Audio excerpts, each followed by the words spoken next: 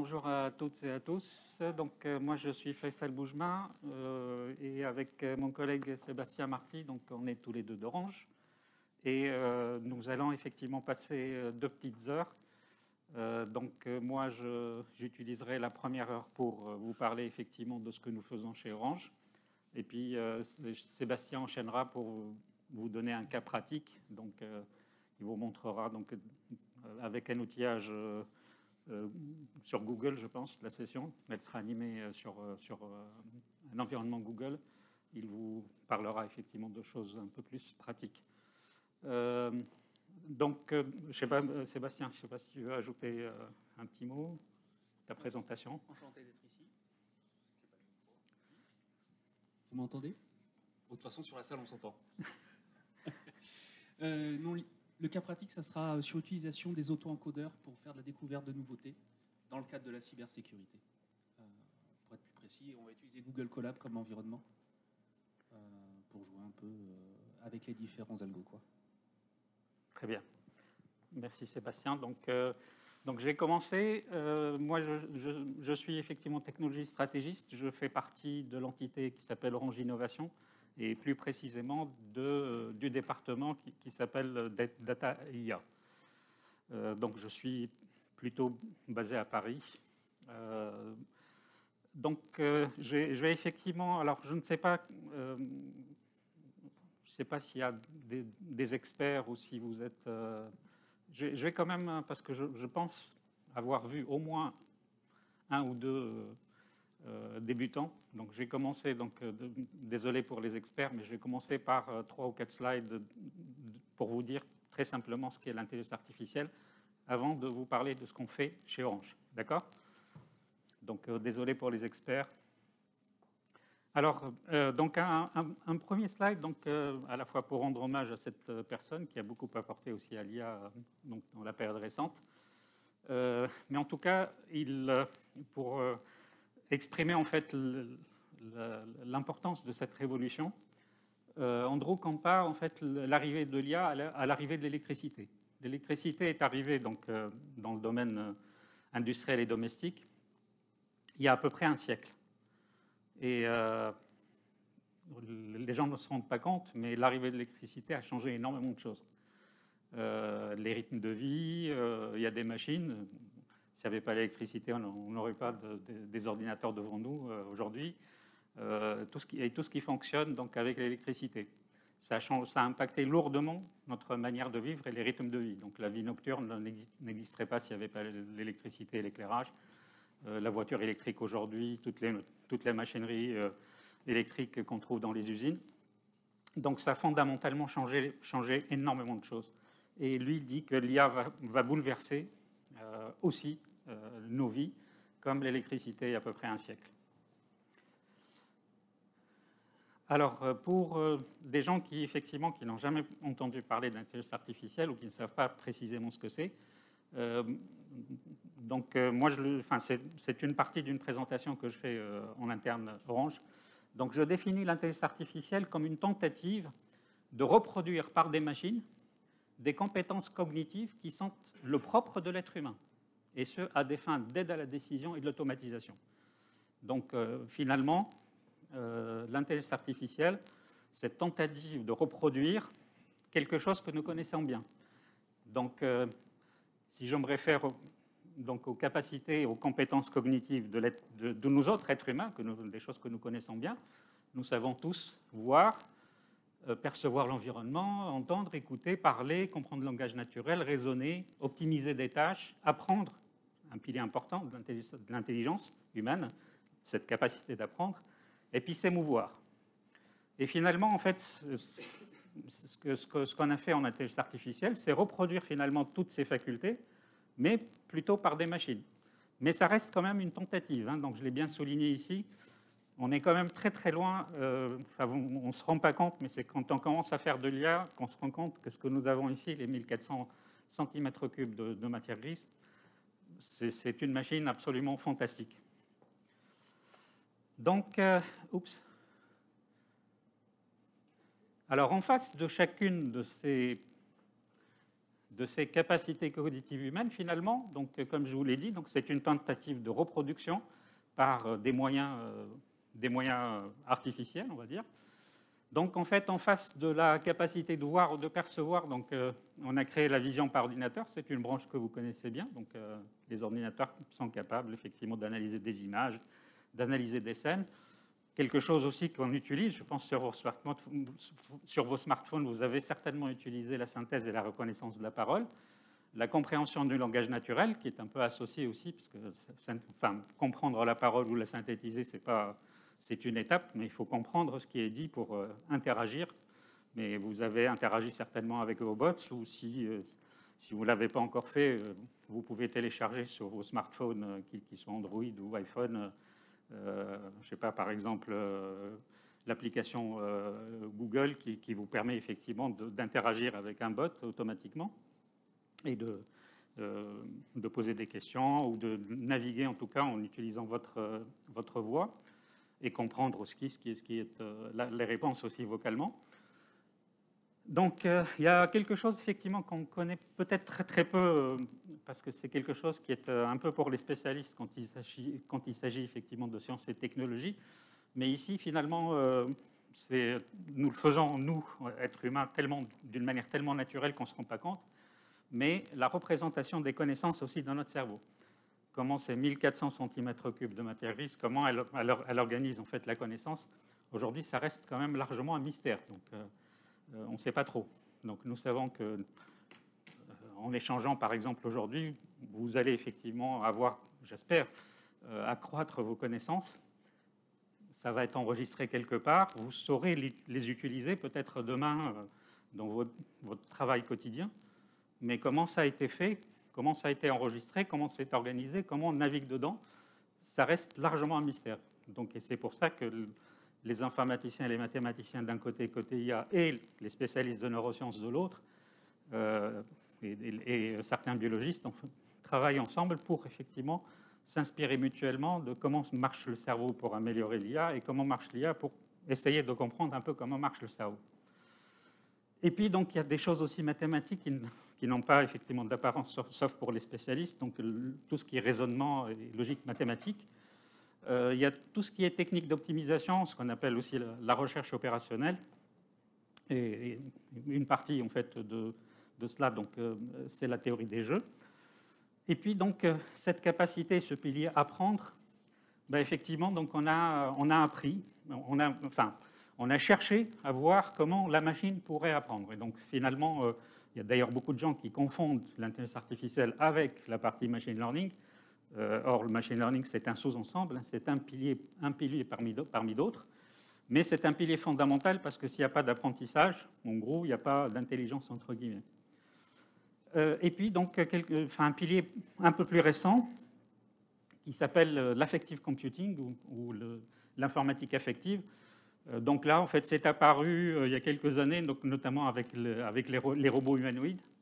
Donc, nous voulons effectivement, finalement, c'est une extension aussi, on peut dire, de tout ce qui est synthèse et reconnaissance de la parole ou de la vision, parce qu'avec l'informatique effective, on cherche, par des robots, et donc par des IA intégrés dans les robots, à comprendre non seulement ce qui est dit, la voix, mais aussi comprendre les émotions, donc les expressions du visage, la gestuelle. Donc, comme vous voyez, en fait, l'être humain il s'exprime beaucoup, surtout un méditerranéen comme moi, donc il s'exprime beaucoup avec les mains.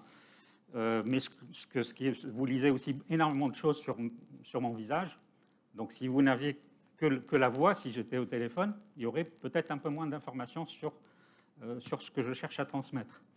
Et donc effectivement, l'informatique effective, comprendre les émotions, les interpréter. Quand je suis une machine, j'interprète ce qui se passe sur votre visage, mais aussi inversement. Donc, j'aimerais bien que les robots humanoïdes cherchent aussi à synthétiser en fait des formes d'émotions, en sachant que c'est quelque chose, parce que là je mets l'image un peu large, mais c'est des techniques qui sont déjà utilisées uniquement sur la voix. C'est-à-dire qu'on est capable, effectivement, sans avoir l'image totale, la gestuelle, etc., Aujourd'hui, par exemple, sur des hotlines, pour vous ramener à des choses que nous faisons dans la vraie vie, donc, sur la hotline, quand un client s'exprime, quand il commence à s'énerver, il y a effectivement une analyse. On analyse seul, enfin, quand il est en face d'un robot, hein, un bot, comme on dit. Il est en automatique et le bot, en fait, on le règle pour qu'il puisse détecter des évolutions en fait, dans les intonations de la voix. Donc le bot, il comprend ce qui est dit, mais il essaye aussi d'interpréter le niveau d'agacement, d'énervement ou de calme vis-à-vis du client qu'il a au bout du fil. Et notamment, par exemple, ça c'est des choses que nous faisons déjà, et puis plein d'autres aussi dans le monde, donc les bots un peu plus intelligents que le standard, savent interpréter ces émotions et éventuellement, si nécessaire, passer la main à un support humain pour effectivement détendre un peu la relation. Alors, donc là, c'est juste pour vous montrer effectivement sur deux cas d'usage que nous utilisons effectivement chez Orange. Donc, nous utilisons les bots comme pratiquement toutes les entreprises qui font de l'IA. Et donc, les bots, comme vous le voyez, en fait, si vous regardez dans ces piliers-là, vous avez effectivement le bot, il doit savoir synthétiser ou reconnaître la parole, il doit comprendre le langage naturel, au moins un dictionnaire limité, pas tout le langage naturel d'une langue. Il doit avoir un minimum effectivement de raisonnement logique. Il doit effectivement apprendre si le bot est fait pour apprendre. S'il n'est pas figé, on peut avoir un bot figé qui n'apprend plus au-delà de son déploiement. Et puis, comme on a dit, le bot peut être aussi un robot humanoïde ou il peut être effectivement un bot qui est capable au moins de détecter les émotions dans une voix, dans une communication téléphonique simple. Et puis, donc, nous avons, en tant qu'Orange, évidemment, nous sommes opérateurs de réseau. Et donc, la planification de réseau chez nous, je vous montrerai un petit exemple après, utilise évidemment des techniques basées sur l'intelligence artificielle pour faire de la planification de réseau. Donc nos réseaux, en fait, ça ne s'étend pas n'importe comment, ça s'étend selon une logique et on est capable avec l'IA désormais d'anticiper finalement, de voir un peu plus loin que le réseau actuel pour savoir comment l'étendre. Est-ce qu'on l'étend par là, par ici, quand il y a effectivement des extensions de villes avec de nouveaux quartiers, etc. Donc voilà, l'IA peut nous aider à mieux gérer notre stratégie pour dire par quel bout on commence pour que ça soit évidemment profitable d'un point de vue business. Alors, quelque chose d'extrêmement important, donc je ne sais pas si vous l'avez bien remarqué, je viens d'un département qui s'appelle Data et IA, Data and AI, au sein d'Orange Innovation. Et en fait, l'association entre la donnée et l'intelligence artificielle, elle est une association absolument forte. Et donc ici, là, effectivement, c'était un extrait d'une activité de vulgarisation que je fais à l'intérieur de la maison Orange. Donc, pardon pour les spécialistes encore une fois. Donc là, en fait, les données et l'IA, je les compare en fait un peu au carburant et au moteur. Donc, sans le moteur, un carburant, vous avez effectivement un récipient rempli d'un liquide, très bien. Mais si effectivement, s'il n'y a pas de moteur, en fait, votre carburant, il ne sert à rien. Et inversement, si vous avez un moteur sans le carburant, votre moteur, il ne sert à rien. Et en fait, ce couple-là, il est absolument séparable. On ne peut pas faire de l'IA sans les données, ou très peu. Et inversement, pour valoriser les données, l'IA, effectivement, permet, parce que des données, ça fait des décennies, enfin, avant même l'existence de l'informatique. Je vais au-delà de plusieurs décennies pour remonter, en fait, à une histoire lointaine, l'homme, depuis effectivement qu'il a commencé à jouer avec des informations, il a manipulé effectivement des données. Donc, mais des données numérisées, déjà avec l'apparition de l'informatique. Et donc, ça c'est très ancien, mais finalement les données connaissent une nouvelle jeunesse. Et je vous dirai effectivement deux mots. Pour nous, en fait, toute cette activité autour des données est en train d'évoluer au sein d'Orange parce qu'effectivement, la manière de gérer, de gouverner, donc la gouvernance des données, donc pour ceux qui entendent parler de ce terme-là, la gouvernance de données chez nous, on est en train de la revoir totalement parce qu'effectivement, l'apparition de l'IA change énormément de choses. Et donc, on est en train d'adapter ces nouvelles approches de gouvernance de nos données à la lumière de ce que nous sommes en train d'apprendre avec l'IA et ce dont l'IA a besoin. Et puis, il y a quelque chose d'extrêmement important. Vous avez certainement pas entendu parler d'éthique en lien avec l'IA et la data. Donc, tout ça est posé sur un socle éthique. Donc là aussi, si je continue sur ma métaphore, donc, pour dire que le carburant, le moteur constitue un véhicule, ben, l'éthique, c'est les règles de conduite, c'est le code de la route. Et sans le code de la route, si vous avez une voiture, un moteur et du carburant, donc si effectivement vous ne respectez pas un certain nombre de codes de conduite, vous êtes très mal. Vous pouvez faire des accidents, vous pouvez faire plein de choses, plein de dégâts. Et donc, votre IA se transforme effectivement en fiasco. Et je vous donnerai quelques exemples si on a le temps, ou à travers les questions. Donc, pour vous dire que l'aspect éthique est extrêmement important autour de la data et de l'IA. Nous pouvons faire énormément de choses très négatives avec la data et l'IA, et nous pouvons faire des choses extrêmement positives. Et donc, il faut lutter contre la partie négative qu'on a en nous, êtres humains, parce qu'effectivement, toutes les sciences et les technologies, on peut totalement les détourner pour un usage pas forcément très beau pour l'humanité. Hein, donc, mais voilà, l'IA, c'est quelque chose qui ressemble un peu à des choses qu'on a vues par ailleurs. Donc, si je sors un peu de la data et de l'IA, la physique nucléaire, donc ce même savoir-faire, ces mêmes technologies, vous pouvez faire avec des bombes pour tuer des gens. Vous pouvez faire des centrales nucléaires. Là, on est partagé. Il y en a qui sont contre, il y en a qui sont pour. Mais il y a quelque chose que les gens ne mettent pas en lien avec la physique nucléaire ou la physique quantique. C'est l'imagerie par résonance magnétique, l'IRM. Quand vous faites si on n'avait pas ce savoir-faire en physique, l'IRM n'existerait pas aujourd'hui. Donc là, si on le fait, c'est la meilleure qualité des images qu'on a pour soigner au mieux des êtres humains, alors que le même savoir-faire peut être utilisé pour les tuer. Donc là, c'est effectivement l'être humain. Et donc, quand on fait de l'IA, il y a aussi, l'IA, ça n'est pas qu'une technologie, ça n'est pas qu'une science, c'est aussi cette dimension extrêmement importante, sociétale, économique, éthique, philosophique, qui doit aussi, vous devez garder ce libre arbitre, même si vous êtes employé d'une entreprise, vous êtes aussi citoyen d'une société, vous êtes témoin sur votre temps, et vous devez effectivement faire très attention effectivement à ces aspects-là. Alors, on va entrer effectivement dans la partie un peu plus entreprise. Donc là,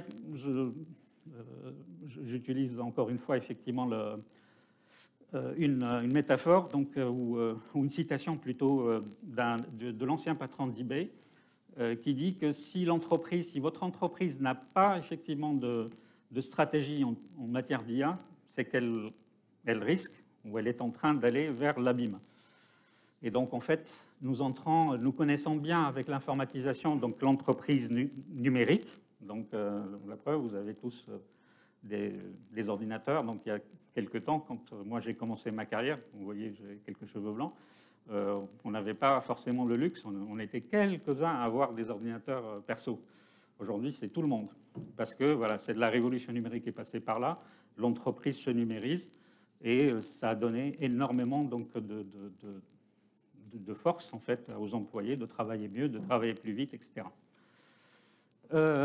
Et donc là, nous sommes avec l'IA, nous entrons dans une deuxième phase de la transformation numérique des entreprises, donc ce que je qualifie ici de cette deuxième vague de cognitive. Les anglo-saxons parlent de data-driven and AI-powered, donc piloté par les données et motorisé par l'IA. Alors, l'IA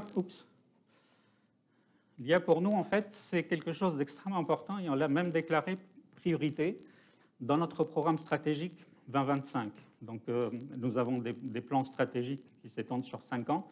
Donc, ça, c'est le plan qui a commencé en 2020 et qui va jusqu'à 2025. Et puis, nous avons commencé, pour info, à travailler sur le plan qui ira de 25 à 2030. Donc là, en 2020, pour la préparation de 2020 déjà, donc ça doit remonter à peu près à 2017. Donc on a imaginé effectivement que l'IA doit être parmi les ambitions majeures. Donc, et c'est l'une des 5 ambitions de notre programme stratégique d'entreprise. Donc, qui dit en gros qu'il faut placer la donnée et l'IA au cœur de notre modèle d'innovation. Et c'est effectivement c'est ce dont je vais vous parler un tout petit peu plus. Donc, en fait, dans cette ambition 3, l'IA pour Orange, stratégiquement, en fait, on l'a structuré autour de 3 gros piliers et d'un socle. Donc, l'IA pour des réseaux plus intelligents, l'IA pour une expérience client réinventée, et puis l'IA pour une meilleure efficacité opérationnelle de l'entreprise. Et puis tout ça, encore une fois, posé sur un socle d'IA responsable, donc l'aspect éthique, on l'appelle aussi IA responsable, et une IA durable. Il y a aussi un aspect durabilité, un aspect lié à la verdure. D'ailleurs, vous le verrez sur un slide un peu plus tard. Donc, Green AI ou AI for Green, c'est quelque chose d'extrêmement important aussi. C'est des disciplines nouvelles qui sont encore entre la recherche et le déploiement. Si j'essaye de voir effectivement les endroits où nous utilisons l'IA au sein d'Orange, l'IA, pas que chez Orange, l'IA, elle est partout, comme exactement l'intelligence humaine. Quand nous sommes dans une entreprise, vous avez effectivement des ingénieurs, vous avez des juristes, vous avez des commerciaux, vous avez l'intelligence humaine s'exprime donc pratiquement dans toutes les activités de l'entreprise. Et l'IA, en fait, elle est partout aussi, parce que l'IA, effectivement, elle vient aider. Donc, je vais vous dire quelque chose d'extrêmement important.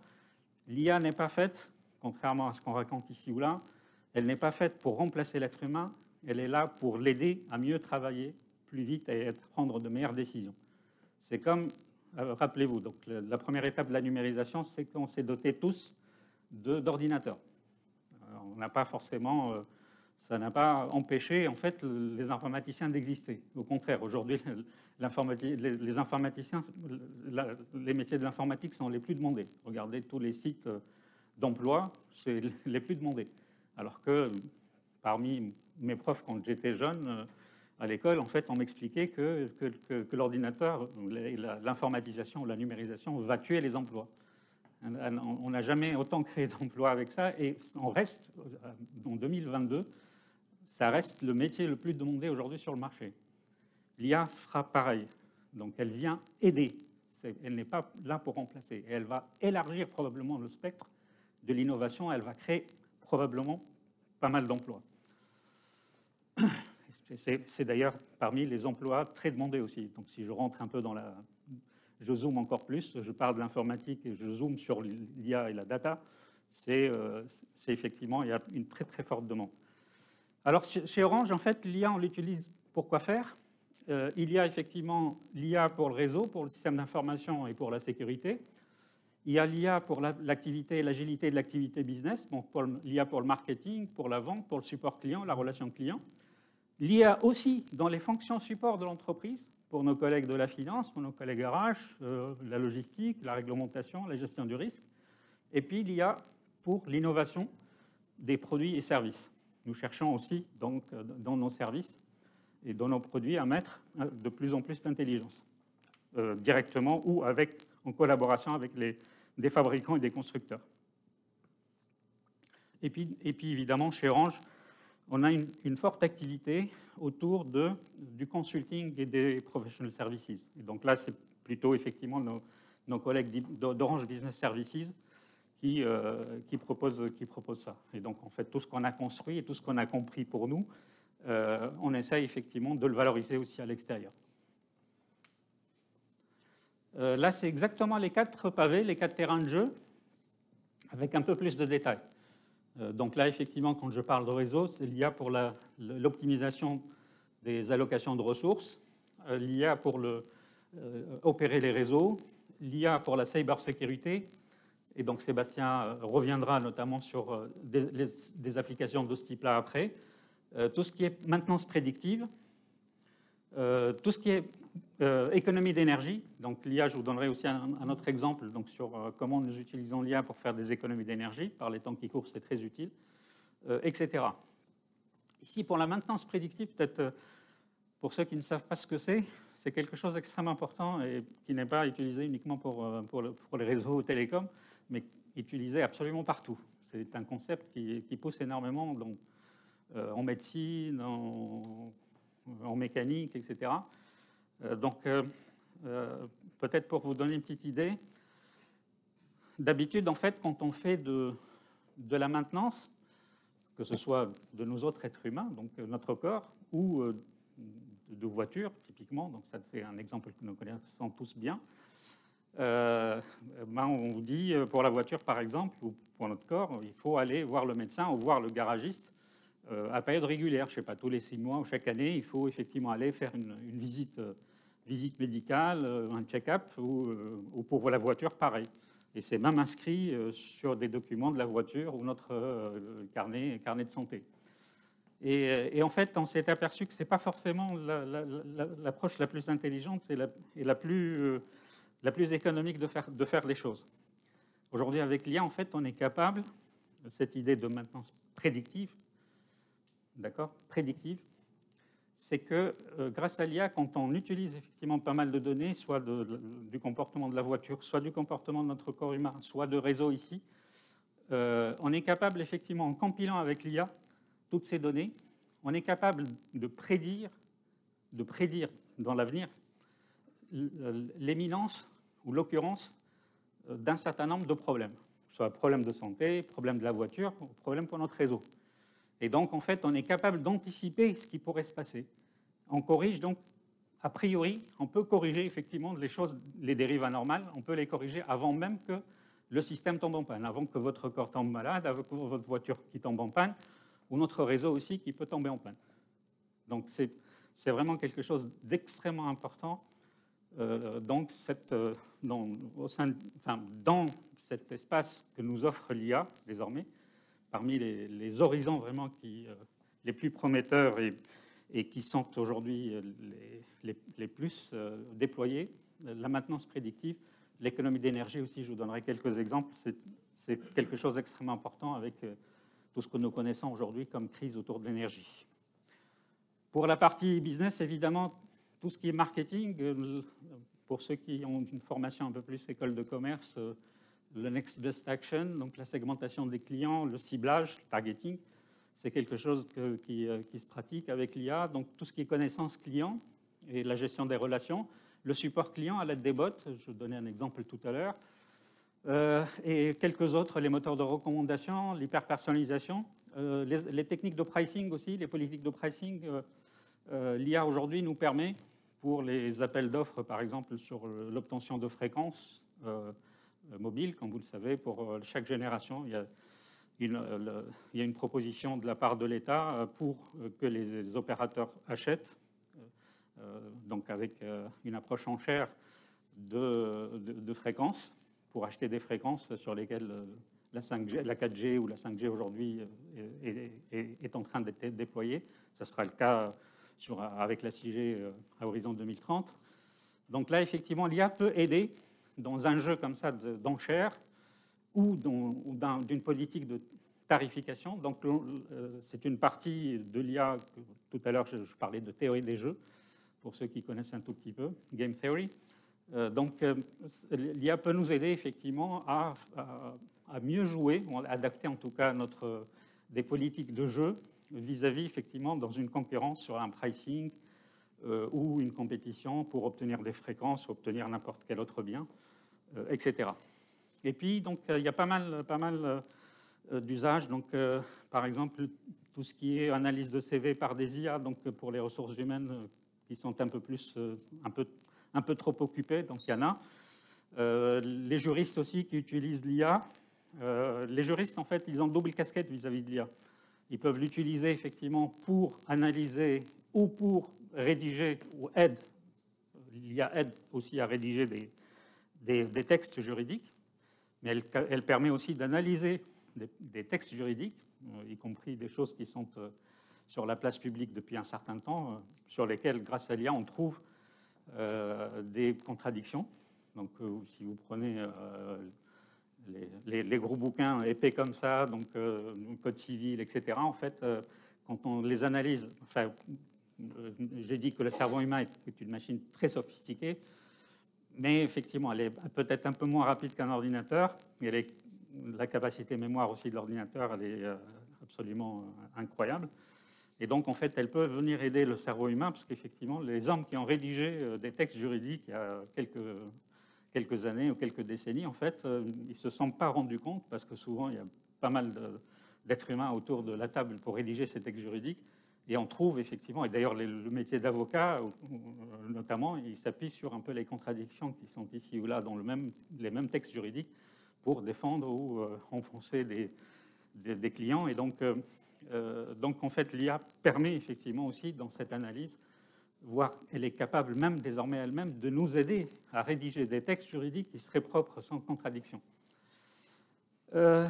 Nos collègues de la finance aussi utilisent l'IA pour, je ne sais pas, par exemple, prédire le cours d'Orange en bourse sur les quelques semaines, les quelques mois ou les quelques années qui viennent. La gestion du risque. Et il y a aussi l'empowerment des employés, donc c'est-à-dire doter l'employé d'outils qui lui permettent de travailler un tout petit peu mieux. J'imagine que vous avez déjà sur vos PC des IA qui vous aident au quotidien. Quelqu'un peut me donner un exemple? Un IDE, oui. Encore quelque chose d'encore plus proche de l'IA et encore plus fort. Dans la suite Office, il y a pas mal de prédictions. Plus simple que ça. Par exemple. Mais des choses encore plus... voilà, on les utilise tellement qu'on ne sait pas les énumérer dans la case IA. Mais quand vous rédigez des textes, quand vous analysez des articles dans une langue que vous ne maîtrisez pas, vous utilisez des dictionnaires, vous utilisez des outils de traduction, Google Translate ou n'importe quel autre outil, donc sans faire de pub à Google. Donc voilà, il y a dans vos boîtes mail sont gérées d'une manière un peu plus sophistiquée aujourd'hui, donc certains s'appuient sur l'IA. Donc voilà, donc vous pouvez même avoir des boîtes de réponses automatiques intelligentes, pas une réponse standard comme ça, mais des IA qui s'adaptent effectivement à vos interlocuteurs. Dans les réunions avec les outils modernes de conferencing, quelqu'un, je ne sais pas, vous avez utilisé Teams, Google Meet, Zoom. Vous connaissez ces outils-là? Vous savez que vous pouvez faire de la traduction simultanée, enfin instantanée, ou de la traduction automatique en temps réel sur ces outils-là. Ben voilà, donc il y a juste un petit bouton sur lequel il faut cliquer pour activer. Et donc si vous arrive de suivre, ce qui est le cas pour nous, parce qu'en fait, Orange, comme vous le savez, ça n'est pas qu'en France. On est présent dans une trentaine de pays, en Europe, Moyen-Orient et Afrique. Et quand on a effectivement, par exemple, aussi des correspondants ou des fournisseurs américains, etc., ou des Scandinaves qui ne parlent pas forcément le français, et pour les collègues qui ne parlent pas forcément bien l'anglais ou l'espagnol ou autre, donc on est capable effectivement d'avoir la traduction simultanée sur l'outil. Donc il faut juste l'activer. Et c'est une IA, ce n'est pas une personne humaine qui fait la traduction simultanée, c'est plutôt l'IA. Donc voilà, il y a pas mal de choses. Donc là, c'est juste pour vous donner une petite idée. Donc il y a des choses que nous avons à peu près. Donc si on prend le périmètre de tout le groupe, donc c'est Europe, Moyen-Orient, Afrique. Donc on a à peu près au sein du groupe à peu près 300 projets autour de l'IA.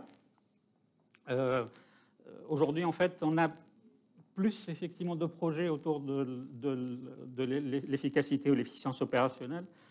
Et puis, donc, en termes de pipe, plutôt entre la recherche et la vraie vie, donc vous avez effectivement ces proportions. Vous avez effectivement ce qu'on a déployé est à peu près l'équivalent de ce qui est en construction et ce qui est encore un peu plus en avance de phase jusqu'à la recherche.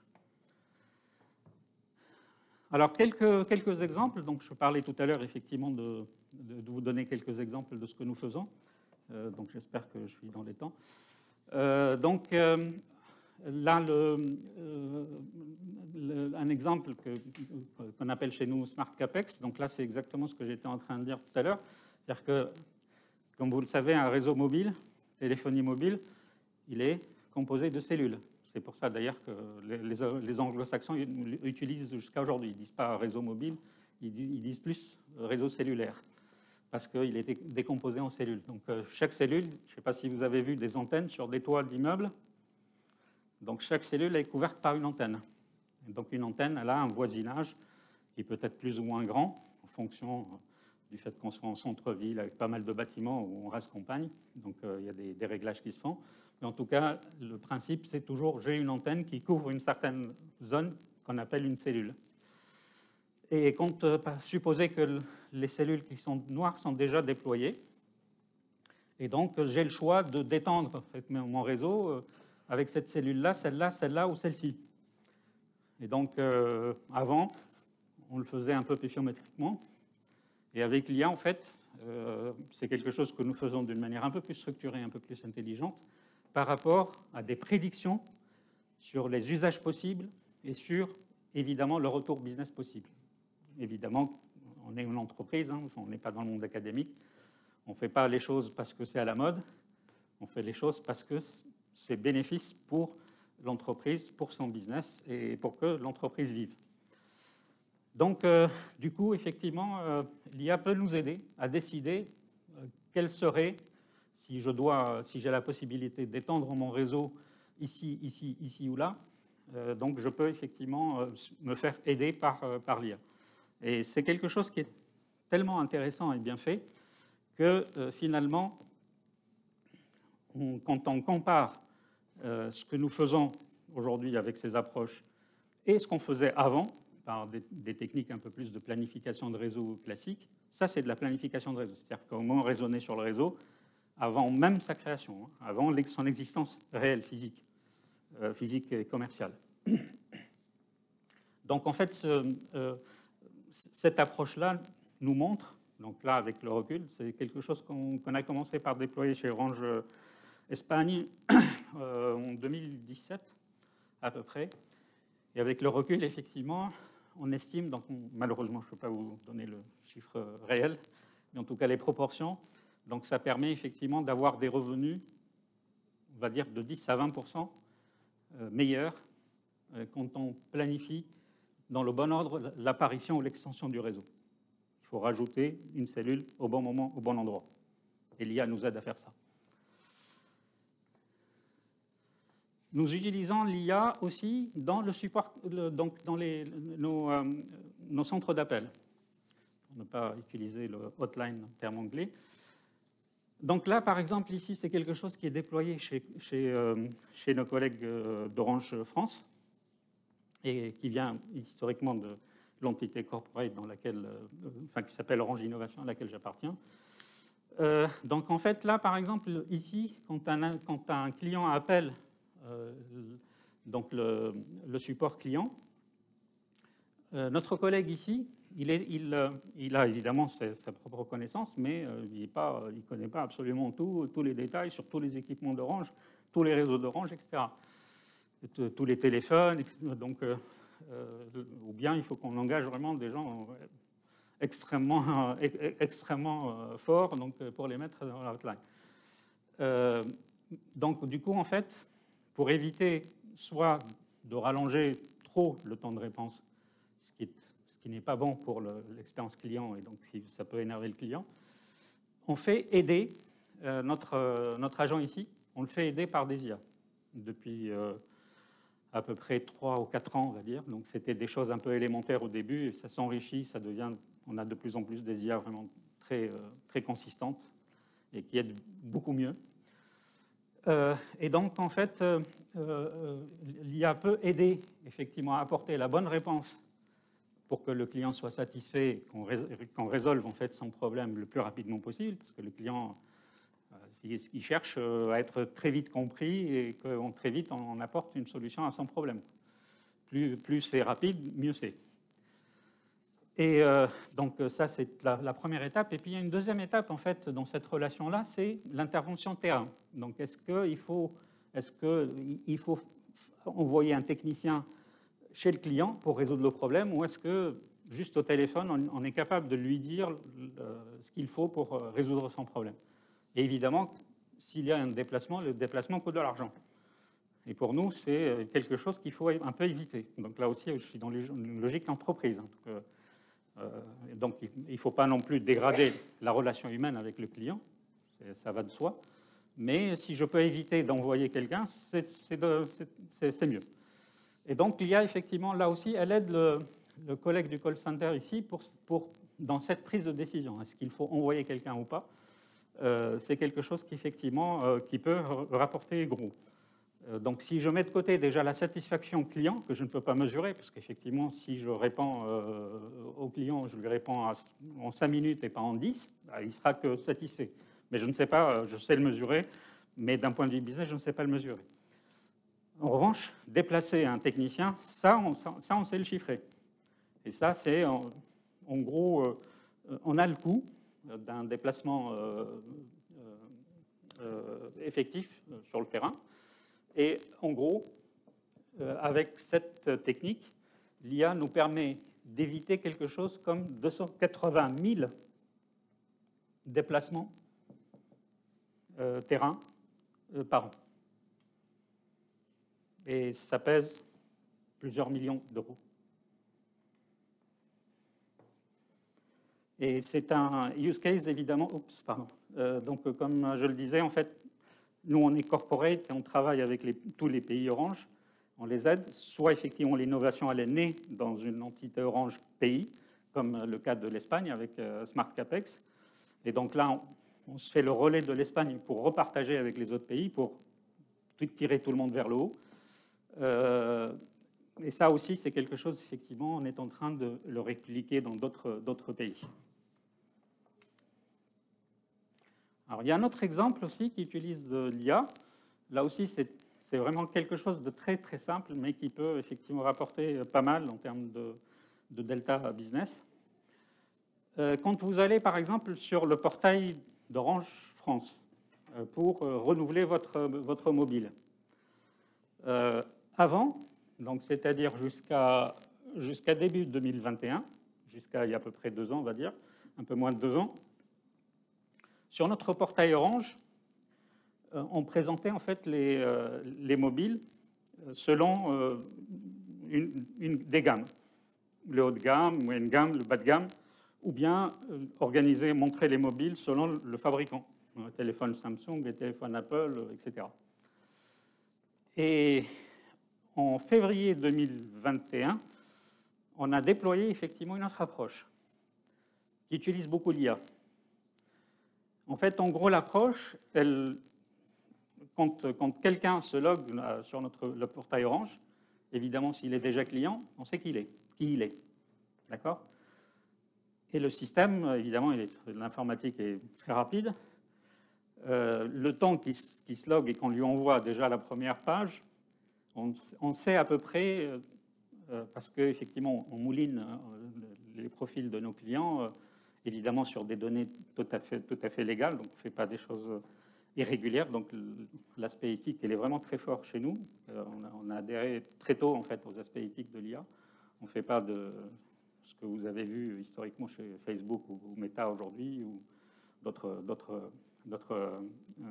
entreprises qui ont été impliquées dans des scandales comme Cambridge Analytica, le Brexit, l'élection de Trump aux États-Unis. On sait qu'effectivement que Cambridge Analytica et Facebook ont joué un rôle direct en fait dans ces choses-là. Donc là, effectivement, on n'utilise que les données vraiment du client, légalement, et le temps que ça se connecte, les quelques 1 ou 2 secondes nécessaires, donc cette analyse nous permet de lui montrer les types de mobiles qui correspondent le mieux, selon l'IA, selon les IA qu'on a fabriqués, les mobiles qui correspondent le mieux à ses besoins. Parce qu'on sait, en gros, ce qu'il avait comme mobile avant chez nous. On sait combien il consomme chez nous. Est-ce qu'il il est très consommateur de quelqu'un, un commercial qui se déplace beaucoup? Est-ce que juste un père de famille lambda? Donc, on a beaucoup aussi légalement l'endroit où il habite, ce qu'il fait, etc. Il y a énormément d'informations que nous détenons sur nos clients. Et donc, on est capable, effectivement, de faire ça.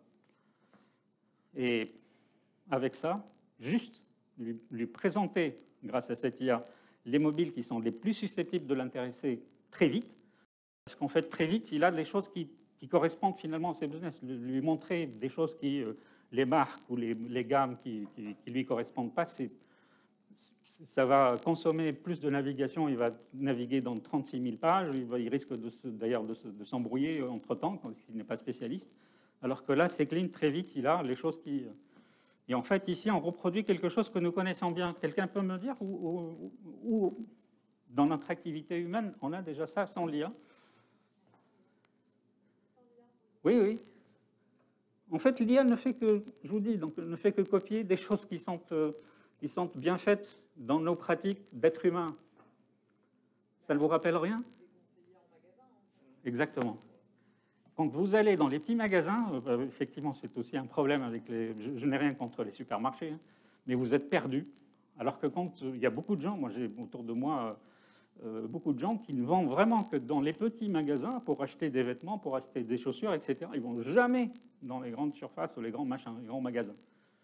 Parce que, pourquoi? Parce qu'ils sont accueillis par un vendeur qui les connaît depuis un certain nombre d'années. Il ne va pas leur montrer tous les pantalons qui sont dans la boutique ou toutes les paires de chaussures dans la boutique. Il va les amener parce qu'il les connaît bien. Il les amène là où... Et la conversion de l'achat se fait plus rapidement et fait avec une grande satisfaction client. C'est reproduit finalement un peu là par des IA. C'est rien de magique, encore une fois. On ne fait que répéter ce que nous connaissons bien par ailleurs. Et puis, dernier exemple que je vous donnerai. J'espère que je ne suis pas trop... Oui.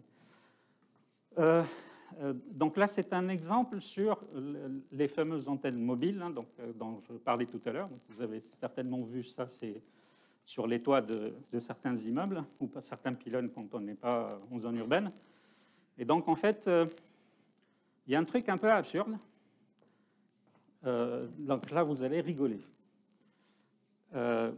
Sachez que jusqu'à ce jour, on est en 2022, les réseaux mobiles existent depuis la première génération, on est la 5e.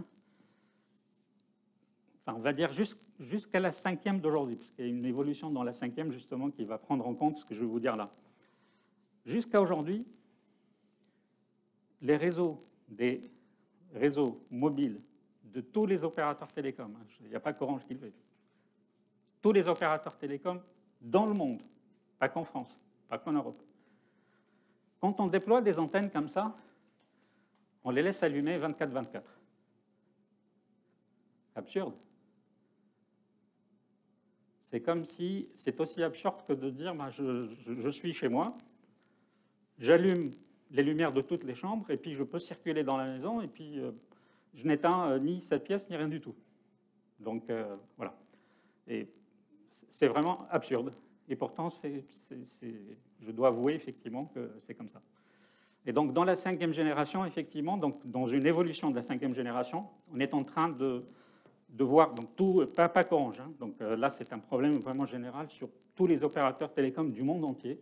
On est en train de regarder des techniques avec les équipementiers qui fournissent ces équipements, de voir comment on peut éteindre ou mettre à mi-puissance des antennes et comment on peut les réveiller. Ça prend du temps, en fait. Sachez que ce n'est pas effectivement comme l'exemple de la chambre dont je parlais. Vous pouvez l'éteindre juste en moins d'1 seconde, donc en appuyant sur un bouton sur un interrupteur. Là, évidemment, une antenne mobile comme ça c'est pas en une seconde qu'on l'éteint ou qu'on l'allume. Il faut beaucoup de procédures, en fait, et ça peut prendre plusieurs minutes, voire plusieurs heures, des fois. Et donc, c'est pour ça qu'on a pris un raccourci. Depuis que les réseaux mobiles existent, on n'éteint pas les antennes. On dit, c'est simple. Ça marche, ça ne mange pas de pain. C'est absurde. C'est aussi pour garantir la disponibilité du réseau, non? Oui, absolument. 24 heures, on ne sait pas qui va appeler, qui ne va pas appeler. Exactement. Merci pour la transition. C'est là où l'IA peut nous aider à faire des prédictions. Et donc en collectant pas mal de données sur plusieurs années de trafic, ça, c'est des données que nous avons. On est capable de savoir effectivement les quartiers ou les endroits où il y a de l'activité tout le temps, ou les endroits où il n'y a pas un chat. Vous prenez un centre commercial le week-end, ou une zone d'affaires administrative, il n'y a pas un chat. Il y a pas que les week-ends, la nuit, donc entre, je sais pas, 2 heures du matin et 5 heures du matin, il y a des endroits où il ne se passe rien du tout. Il y a des endroits aussi, des petits villages où l'été, il ne se passe rien. Donc, du coup, effectivement, donc on a regardé effectivement par rapport à nos données, par rapport à plusieurs années de trafic, donc comment effectivement notre trafic évolue. Évidemment, tous les opérateurs ont ces données-là aussi, pas qu'Orange. Et donc, on est en train de travailler sur des IA qui anticipent. Et donc là, pour répondre à ta question, il ne s'agit pas d'éteindre toutes les antennes. Là aussi, l'IA peut nous aider à la fois, peut nous aider en fait à identifier quelles sont les antennes, une antenne sur 2 ou une antenne sur 3 dans une région donnée, qu'il faut éteindre sans pour autant dégrader la qualité vue du client.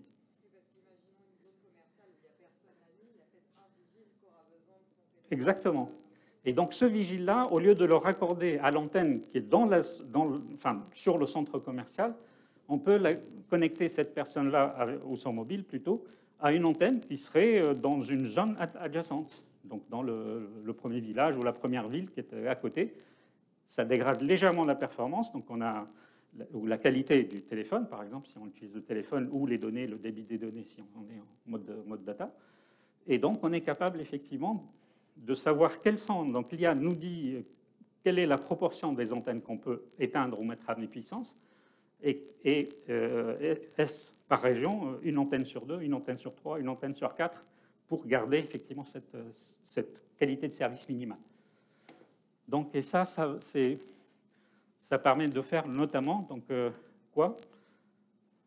Des gains en énergétique énormes. Et là, pour la verdure, c'est tant mieux pour notre terre. Ouais. Beaucoup. Je peux pas là, c'est confidentiel, je ne peux pas le dire, mais c'est énorme. Et ça, pour nous, c'est un geste pour la planète, et c'est aussi un geste pour nous, parce que nous faisons des économies d'énergie énormes. La facture, je ne peux pas vous donner les chiffres, mais c'est énorme. Voilà, je me dépêche. Donc là, c'est juste pour s'il y a des chercheurs parmi vous. Non, oui, donc voilà, comment on est organisé au sein de l'IA. Pardon, d'abord, j'aimerais bien, pour ceux qui ne connaissent pas, vous connaissez ce monsieur? Qui ne connaît pas? Tout le monde connaît? Yann Lequin, c'est un Français, il travaille, c'est chez Meta, donc j'ai oublié de le modifier. Il est dans le laboratoire de recherche sur l'IA Meta. Il était le patron de ce même laboratoire il y a quelques temps, mais il n'est plus, mais il continue à travailler quand même pour Meta. Il est prix Turing 2019. Vous vous rappelez de Alan Turing? Je ne sais pas si vous le connaissez, donc là j'ai des slides, mais dans cette présentation je l'ai supprimé. Alan Turing, c'est, d'ailleurs j'ai vu dans la frise que vous affichez là, l'histoire finalement récente, moderne de l'IA commence en 1956 pour vous. Ce n'est pas totalement vrai. C'est un article célèbre paru en 1950, rédigé par Alan Turing, qui est l'article fondateur de l'IA moderne. Et d'ailleurs, en l'honneur de Alan Turing, on a créé en fait un prix, le prix Turing, parce que comme vous le savez, quelles sont les 2 grandes disciplines où il n'y a pas de prix Nobel? Les maths, médaille Fields, et et l'informatique. Donc l'informatique, le prix Nobel de l'informatique, c'est le prix Turing, créé en 1956 pour rendre hommage effectivement à ce mec. Et pour moi, Alan Turing, donc malheureusement, enfin, dans cette présentation, j'en parle pas. J'ai raccourci un peu mes slides. Mais pour moi, c'est vraiment une personne, enfin, probablement, en tout cas pour moi, j'espère que je ne fais pas trop de... Je n'ai pas trop de faibles pour les gens qui font de l'informatique ou de l'IA ou des mathématiques. Pour moi, c'est vraiment l'esprit le plus brillant du XXe siècle. On parle d'Einstein, on parle de beaucoup de physiciens, mais pour moi, c'est un esprit remarquable. Si vous n'avez pas... Il y a un film qui s'appelle Imitation Game, qui parle de sa vie d'une manière pas forcément très belle. En tout cas, voilà. Donc c'est un mec absolument incroyable. Il est mort jeune, malheureusement pour lui et pour nous, pour la science, parce que à son époque, pour ceux qui connaissent le film, ils connaissent certainement l'histoire. Il était homosexuel et à cette époque-là, dans les années 40. 50, c'était pas forcément quelque chose d'acceptable dans la société britannique de l'époque. Et en fait, on l'a condamné soit à faire de la prison ferme, soit de prendre un traitement castrateur. Il a fait le mauvais choix. Il pensait effectivement éviter la prison, l'humiliation de la prison, donc, avec tout ce qu'il a fait, par ailleurs, sur l'IA, sur plein d'autres sujets. Donc en évitant, voilà, en voulant éviter la prison, il a pris le fameux médicament castrateur qui l'a tué. Donc il est mort à l'âge d'une quarantaine d'années, je pense. Il est né en 1912 et il est mort en 1954, donc 4 ans après l'article célèbre fondateur de l'IA.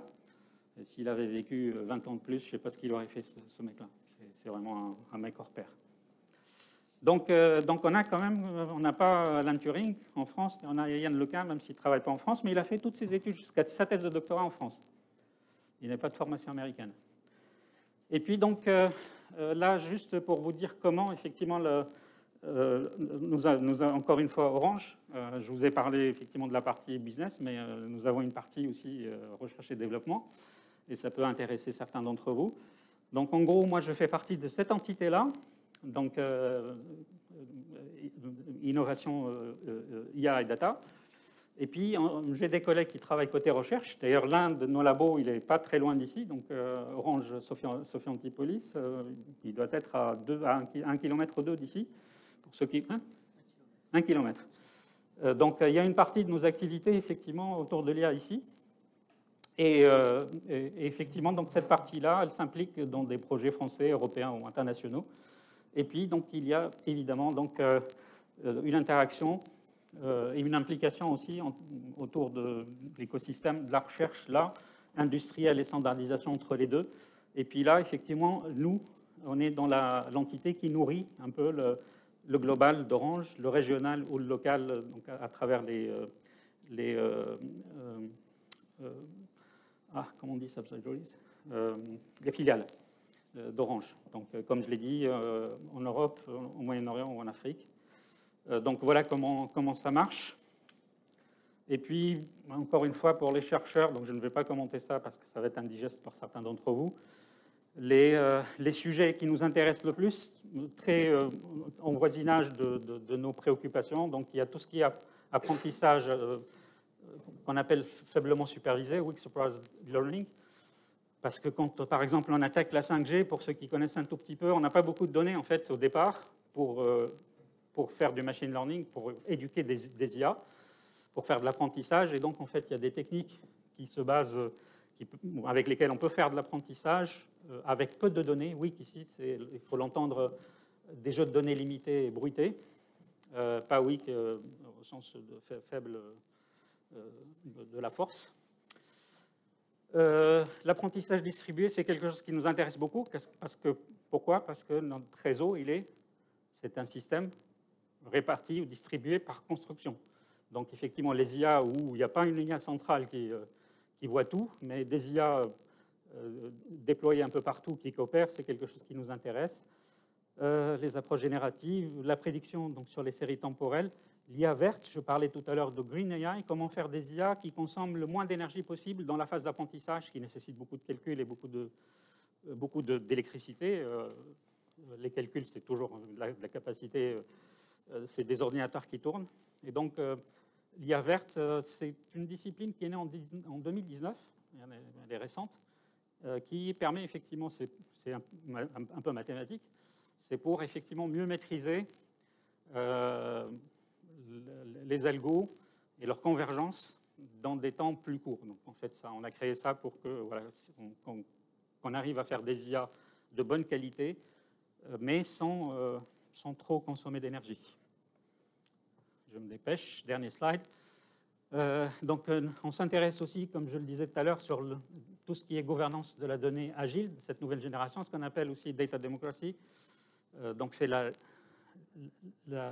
possibilité d'ouvrir et de partager nos données, modulo évidemment des droits, hein, pas ouvrir nos données à tous les vents, ou les mettre sur la place publique. Non, il s'agit de partager. Donc, dans beaucoup d'entreprises, en fait, il y a eu, comme chez Orange, historiquement, il y a eu ce travers-là. Chaque département, chaque équipe qui avait des données, elle pense que ces données lui appartiennent et ne partagent pas. Or, pour faire des IA de bonne qualité, il faut partager le plus possible de données. Et donc, il faut ouvrir, il faut casser ce qu'on appelle les silos dans le jargon, pour que la donnée soit partagée, mais évidemment d'une manière contrôlée et pas forcément ouverte à tous les vents. L'affective computing, comme je l'ai dit, pour nos hotlines, les aspects éthiques aussi. L'autonomy computing, c'est quelque chose d'extrêmement important. J'arrêterai dessus. L'IA va nous permettre de réaliser quelque chose, effectivement, qui est une idée qui est sortie des labs d'IBM en 2001. Donc, ça a plus de 20 ans maintenant. C'est en fait, là aussi, c'est quelque chose qui ressemble un peu à ce que nous avons en nous, dans notre corps.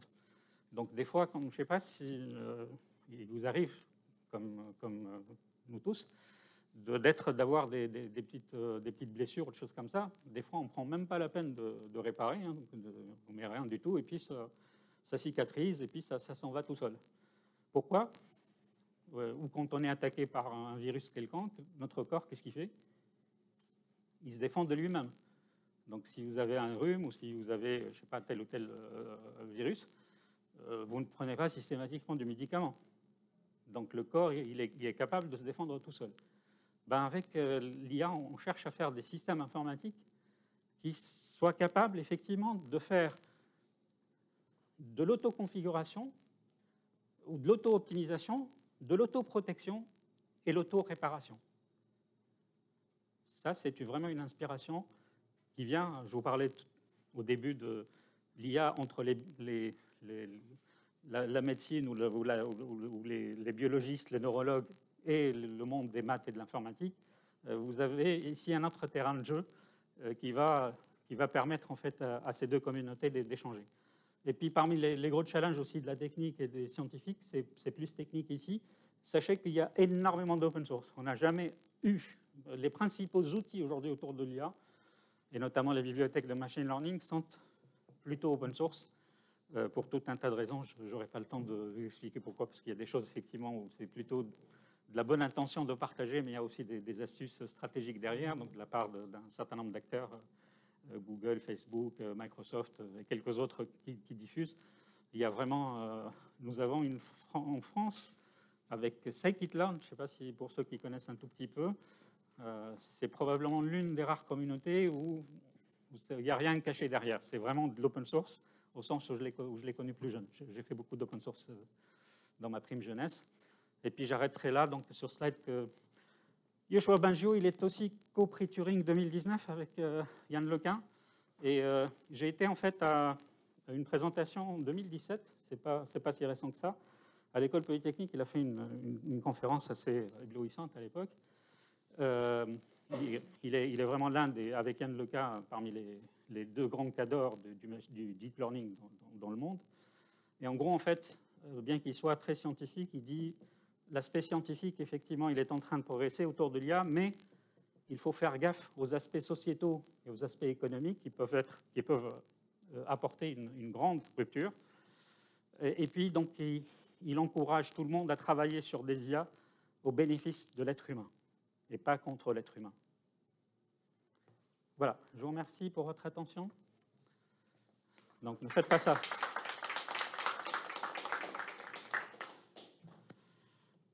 Donc je laisse la main à Sébastien et puis on fera une session de questions-réponses à la fin, si vous voulez bien. J'espère que tu ne seras pas aussi bavard que moi. Je suis désolé, mais...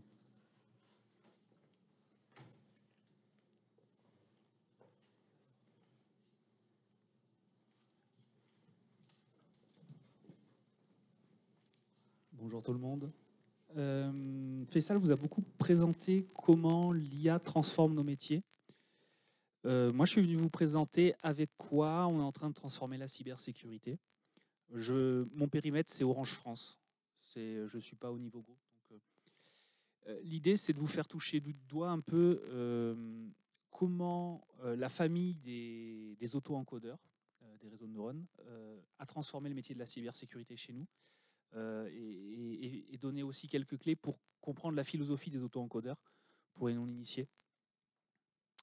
Donc c'est tout ce que je vais vous présenter, c'est sur un Google Colab. Je pense qu'on mettra le lien après dans les comptes rendus de la présentation. En principe, vous avez tous accès en lecture, il n'y a pas de souci. Vous vous doutez bien que dans le cadre de ce TP, on va dire, je ne peux pas présenter des données de l'entreprise. Donc on va se baser sur un fork un peu du jeu de données KDD 99, qui comme son nom l'indique date de 99, donc il est un peu vieux, et présenter quelques défauts, et non des moindres, on reviendra dessus tout à l'heure. Je suis déjà en train de parler de mon retour d'expérience, alors que j'avais une mission, c'était vous dire qu'Orange recrute, et que le lien est dans le Google Colab. Ça y est, c'est fait, on peut passer au retour d'expérience. Alors, on fait rien de très exotique, en fait, pour ceux qui manipulent le Python. On importe des libs Python, c'est du grand classique, hein, du TensorFlow, du Keras, Pandas, NumPy, Scikit-learn, justement. Et donc, on va charger le NSL KDD dataset. En fait, c'est juste le jeu de données de la KDD Cup 99 qui a été rééchantillonné pour éviter, les doublons. Parce que principalement, le jeu de données de la KDD Cup avait énormément d'attaques et très peu de données normales. Et bizarrement, non, c'est logique. Ce que je dis souvent au niveau de la cybersécurité, c'est qu'on ne cherche pas une aiguille dans une botte de foin, surtout sur la nouveauté, la détection de nouveautés. On cherche ce qui n'est pas du foin dans la botte de foin. Je ne suis pas capable de caractériser ce que je cherche en fait à l'avance. Je cherche juste quelque chose de différent de la normale. Donc, et c'est là où les auto-encodeurs apportent énormément. Parce qu'en fait, comme je suis incapable de définir ce que je cherche, ben, je vais définir ce que je ne cherche pas. Et à partir de cette définition-là, je vais prendre tout le reste. Donc ça, c'est... Bon, on est dans la vulgarisation, mais... Et il y a une modification aussi qui a été apportée au jeu de données de la KDD Cup. C'est qu'en fait, il y a eu un rééchantillonnage des logs qui correspondent à des attaques. Alors j'ai oublié de dire que c'était en fait des trames réseau qui correspondent à une tentative d'intrusion dans un système. Donc on verra, il y a plusieurs types d'attaques. Et ces attaques sont classées par difficulté à découvrir. Et du coup, il y a eu un rééchantillonnage dessus, un sampling. Donc là, on a 2-3 statistiques sur comment le dataset KDD a été transformé. Juste voir qu'il y a 90% des attaques qui ont été supprimées parce que des doublonnés, parce que trop d'attaques par rapport aux logs normaux. Donc la première chose qu'on fait, c'est les récupérer données sur un repo GitHub, et 2, renommer les colonnes pour avoir quelque chose de plus compréhensible. Voilà, les principales features, là on est vraiment sur des trames réseau, donc du coup on va avoir des caractéristiques comme la durée de la connexion, le nombre de bits qui ont transféré, alors est-ce que c'est une connexion entrante ou sortante vis-à-vis du réseau, combien il y a eu de logs d'erreurs sur la session, ce genre de choses, quoi. Donc sur les données brutes, on a 40 features, donc 40 colonnes et plusieurs centaines de milliers de logs. Une chose importante, c'est de voir que sur les datasets, hop là, si je vais tout au bout, j'ai la colonne outcome qui est particulièrement importante parce qu'en fait, c'est elle qui vient me caractériser si je suis face à une anomalie ou si je suis face à une attaque. Et si je suis face à une attaque, quel est le type d'attaque? Donc là, par exemple, on voit 3e ligne, c'est une attaque de type Neptune. Alors moi, je suis data scientist, je ne suis pas un expert cybersécurité. Mais bref, ça me sert à définir quelle va être, enfin, ça me sert à labelliser en fait mes données. Ce qu'on va faire derrière, c'est qu'en fait, je vais juste me concentrer sur le fait de détecter si je suis face à une attaque ou non.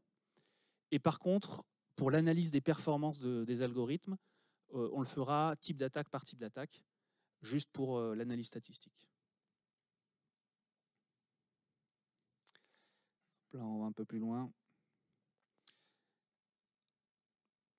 Donc là, c'est exactement ce que je disais, c'est qu'en fait, on a une colonne qui donc nous sert à définir si on est face à une attaque et si oui, face à quel type d'attaque on est. On se rend compte très rapidement dans le dataset, c'est qu'on a le dataset est séparé en deux, le jeu d'apprentissage sur lequel on va entraîner l'algorithme et le jeu d'évaluation sur lequel on va s'évaluer. C'est un grand classique. On se rend compte qu'on n'a pas le même nombre de labels sur le jeu d'apprentissage que sur le jeu de test. Du coup, ce qu'on fait, c'est qu'on va répartir les attaques en 4 grandes familles d'attaques.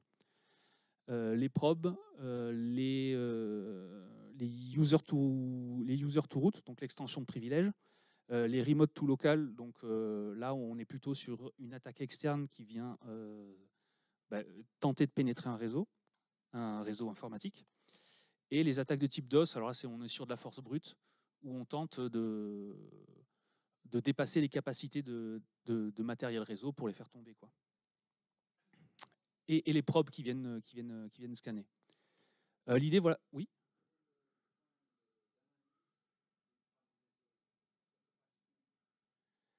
Là, en l'occurrence, c'est un jeu de données qui a été construit. Et alors, vous dire exactement où ça a été analysé, j'en sais rien. Il faut aller regarder la description du jeu de données. Où ont été les points de mesure, je suis incapable de vous le dire. Est-ce que ça a été le périmètre du réseau informatique ou est-ce qu'il y avait plusieurs points de passage obligés dans le réseau? Je ne sais pas. Mais du coup, c'est une excellente question. J'irai me renseigner. Hop là. Non, mais c'est une bonne question. Et du coup, ce qu'on va faire, donc on a travaillé sur nos labels, ce qu'on cherche à prédire. Maintenant, on va travailler sur notre donnée. Rien d'exotique non plus. On va faire 2 transformations, une sur les colonnes numériques et une sur les colonnes, on va dire, catégorielles. Sur les colonnes numériques, on scale sur le min-max. Donc en gros, le minimum va être mis à 0, le maximum de la valeur de la colonne va être mis à 1. Et donc du coup, je m'assure que toutes mes données vont être dans l'échelle 0,1. Sur les features catégorielles, sur les données catégorielles, là par contre, on va faire du one-hot encoding. Donc du coup, technique classique où en fait, si j'ai 3 catégories A, B et C dans une colonne, je vais le décomposer en 3 colonnes qui va être est-ce que j'appartiens à la catégorie A? Oui, non, donc 0 ou 1. Est-ce que j'appartiens à la catégorie B? Oui, non, 0 ou 1. Est-ce que j'appartiens à la catégorie C? Oui, non, 0 ou 1. Et donc du coup, là où je passais d'un environnement, enfin d'un espace où j'avais, on va dire, une dimension 40, cette technique de pré-processing va faire que je me retrouve dans une dimension 120. Donc on va avoir du mal à se le représenter, mais voilà. On est dans un espace de dimension 120, et on va voir qu'avec les auto-encodeurs, on va ramener cet espace à 5 de dimension.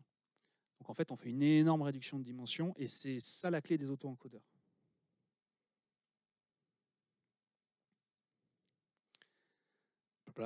Des petits warnings, il va falloir que je change le code. Et là, on rentre dans les auto-encodeurs. Alors, c'est une partie fondamentale pour comprendre le reste de la session. Donc, n'hésitez pas à poser des questions là-dessus. Le principe de l'auto-encodeur est assez simple, en fait. C'est qu'on a des données en entrée et on va chercher à ce que l'auto-encodeur nous reproduise les mêmes données en sortie. Facile à faire, sauf qu'on va lui poser des contraintes qui font qu'il va devoir compresser la donnée au milieu, sur une couche qu'on appelle l'espace latent, qui a une dimensionnalité qui est bien plus faible que l'espace d'entrée et l'espace de sortie.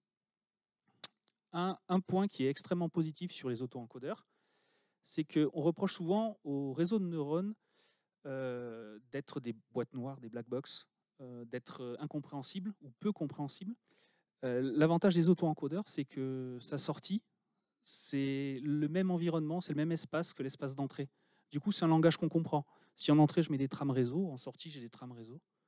Et donc, du coup, je suis capable de lire ce qu'il avait prédit par rapport à l'entrée. Donc du coup, là, c'est ce que j'illustre lorsque je fais apprendre mon réseau de neurones, où j'ai mon petit champignon en 3D qui rentre dans l'auto-encodeur, qui va être compressé et énormément dégradé en termes de qualité. Et finalement, l'auto-encodeur, il a appris à compresser, il va apprendre à reconstruire la donnée en sortie. On sait que la sortie ne va pas être exactement ce qui a été en entrée, mais justement, c'est cet écart qui va être important de mesurer, et c'est là-dessus qu'on va travailler par la suite.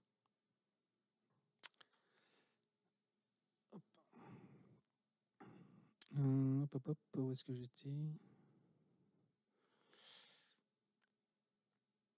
Voilà, tout. Je me suis concentré sur les champignons. Donc l'idée vraiment là, c'est que mon auto-encodeur, il a appris sur un type de données. Quand je vais lui demander non plus d'apprendre, mais de prédire sur de nouvelles données, ben, il va chercher à compresser l'information et décompresser l'information par rapport à ce qu'il a perçu lors de la phase d'apprentissage. Donc là, sur mes images de champignons, ben, je lui mets des champignons, il arrive facilement à les reconstruire. Par contre, à la fin, je lui mets une pastèque, ben, il va me faire un espèce de champignon avec peut-être des couleurs de pastèque. Et en fait, ce qui va être intéressant, c'est de faire la différence entre la sortie et l'entrée. Et justement, c'est là où, dans la philosophie, on revient à ce que je vous ai dit, c'est je suis capable de définir ce qui est normal, je ne suis pas capable de définir ce que je cherche réellement. Et en fait, c'est ça que je suis en train de faire. C'est ce que l'auto-encodeur a fait, c'est qu'il a appris ce qui était fréquent et ce qui était normal. Et en comparant ce qu'il cherche à recréer par rapport à l'entrée, ben en fait, sur quelque chose qu'il n'a pas perçu lors de son échantillon d'apprentissage, il va faire des erreurs monumentales. Alors, monumentales, j'exagère un peu, mais on va voir que son erreur va exploser.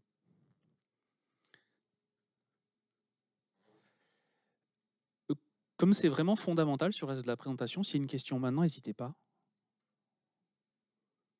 J'ai été super clair, c'est génial.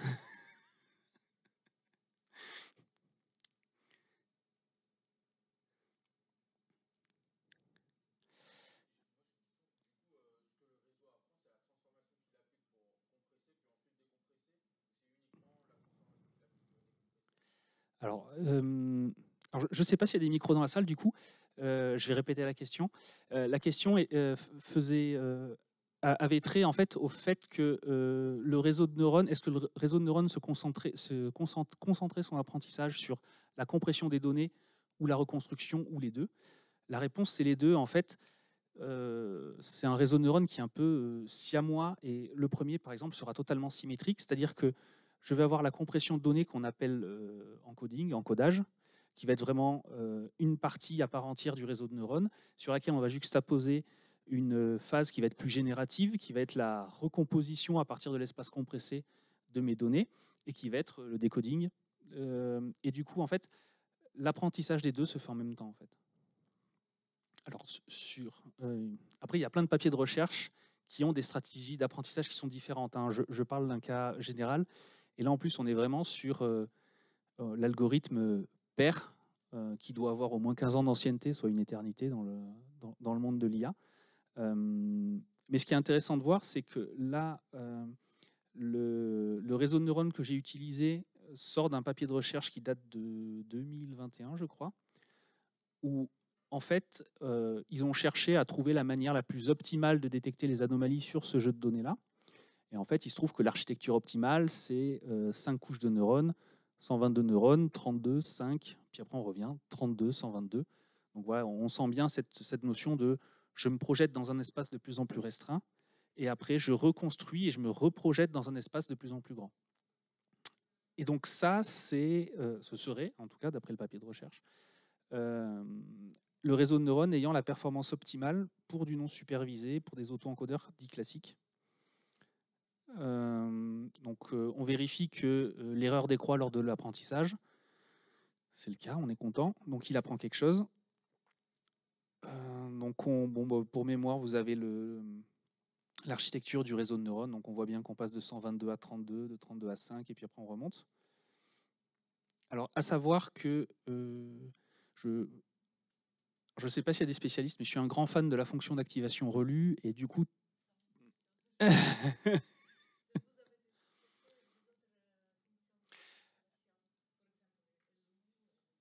Alors, l'avantage de Relu, c'est que... Alors, la question, en fait, du coup, avait trait à pourquoi utiliser la fonction d'activation Relu. En fait, la fonction d'activation Relu, pour resituer, en fait, elle utilise le maximum entre 0 et l'entrée. Et ce qui est extrêmement intéressant, c'est que c'est super efficace à calculer. C'est facile. Il y a des fonctions qui sont bien plus compliquées. Et surtout, lors du pré-processing, on s'est positionné dans un espace sur R+, donc sur des entiers, enfin sur même moins que R+, mais sur des entiers positifs. Et du coup, on n'a pas de valeur négative, ce qui pose pas mal de problèmes avec Relu. Et du coup, c'est presque un réflexe, j'ai envie de dire, par défaut. Sur ce cas de figure-là, j'ai repris texto ce qu'il y avait dans le papier de recherche. Sur le cas de figure d'après, c'est du Relu, mais ce sera un choix. Mais c'est pour les mêmes raisons, c'est qu'en fait, c'est facile à calculer, donc ça va vite. Et c'est ce qui m'intéresse pour la deuxième partie de la présentation. Et comme c'est facile à calculer, c'est aussi efficace en termes de consommation énergétique. Et Faisal en a parlé, on est de plus en plus challengé. En fait, le métier de data scientist est en train de changer. Pas que par les directives, mais c'est aussi des choix personnels, c'est-à-dire qu'on est de plus en plus challengé et on se challenge entre nous, dans la communauté de plus en plus, sur la performance énergétique de nos modèles. Donc à savoir typiquement le temps d'apprentissage, le coût que ça coûtait. Là par exemple, on va voir que j'utilise à peu près 8000 paramètres à optimiser. Dans la deuxième partie, on fait mieux avec moins de 4000. C'est des petites astuces comme ça qui font qu'on voit que l'IA progresse. Et alors sur ces sujets-là, en tout cas, ça va vraiment dans le bon sens, je trouve. Mais du coup, j'ai pas testé les autres fonctions d'activation, mais c'est vrai que chez moi, c'est un réflexe Relu.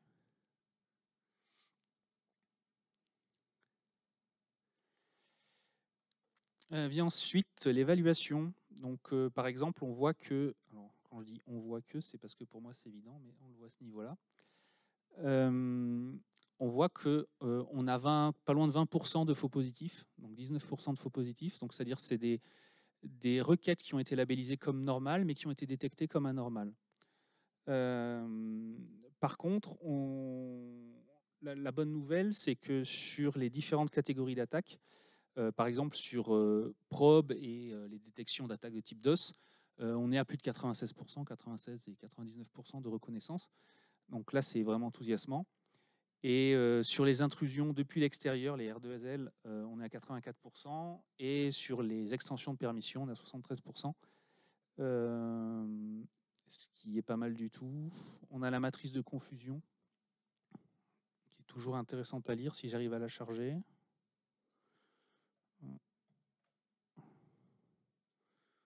Ah non, il la rejoue. Oh, je vais avoir une erreur. Bon. Alors j'avais une super matrice de confusion. Voilà. Comme j'ai pas déroulé les cellules précédentes, bon. Ce qui m'arrange, c'est que quelque part, je vais avoir quasiment les mêmes résultats avec le deuxième réseau de neurones, donc on pourra commenter plus en avant la matrice de confusion derrière.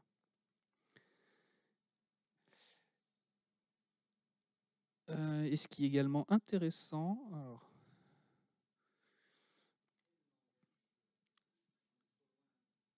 c'est tout en Python là. C'est tout du Python. C'est un grand classique. On reproche souvent à Python le fait d'être peu efficace en termes de vitesse de processing, de puissance de calcul. Je pense que être un bon développeur Python, c'est savoir bien utiliser les libs qui, elles, sont implémentées en C++. Donc, être un bon développeur Python, c'est utiliser pas du Python. Et là, ce que j'aime bien sur ce graphe, c'est qu'on voit bien en fait quel pourcentage de la population des différentes attaques et requêtes normales a été considéré comme au-dessus du seuil ou en dessous du seuil, sachant que là, dans ce cas de figure-là, l'approche a été extrêmement naïve sur la définition du seuil.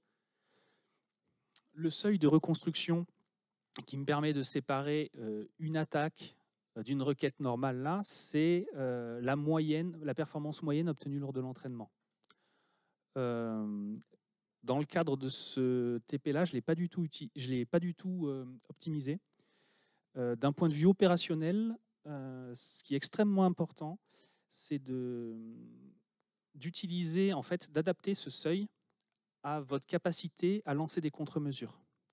C'est-à-dire que vous allez avoir des contre-mesures automatisées, mais vous allez avoir également des contre-mesures qui vont faire appel à des experts sécurité, qui ont du coup une force au travail qui est limitée par définition.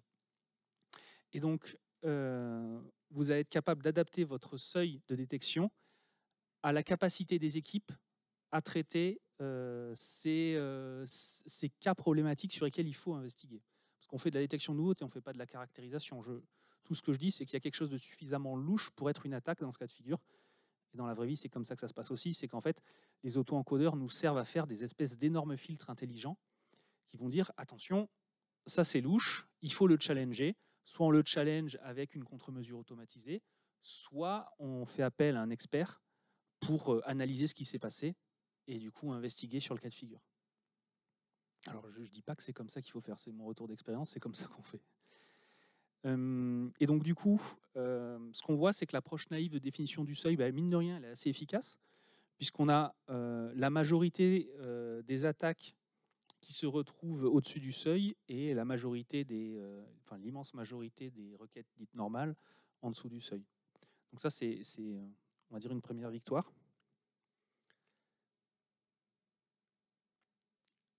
Donc là, ce que je vous ai présenté, c'est un peu le grand-père des auto-encodeurs. Vraiment, on est sur du très classique, je ne fais pas partie de la recherche, donc je suis vraiment dans la production. Et on va avancer dans le TP sur quelque chose d'un peu plus récent, donc les denoising auto-encodeurs, donc les auto-encodeurs qui débruitent. La philosophie, c'est exactement la même, c'est pour ça que j'ai insisté tout à l'heure sur votre compréhension ou non de la philosophie des auto-encodeurs. Ce type d'auto-encodeur, c'est la même chose, sauf qu'on va rajouter du bruit lors de l'apprentissage sur les données d'entrée. L'objectif, c'est que l'auto-encodeur soit plus robuste et améliore sa capacité à compresser la donnée sur une donnée biaisée et qu'il soit également capable de reconstruire une donnée de qualité à partir d'une représentation biaisée également. Donc on a la même philosophie au niveau de l'auto-encodeur, c'est vraiment au niveau de l'entrée, où on va chercher à ajouter du bruit automatiquement. Quand je dis ajouter du bruit, c'est vraiment beaucoup de bruit. On va le voir là, j'ai un drop-out de 50%, donc en gros j'ai 50% de ma donnée qui est inhibée.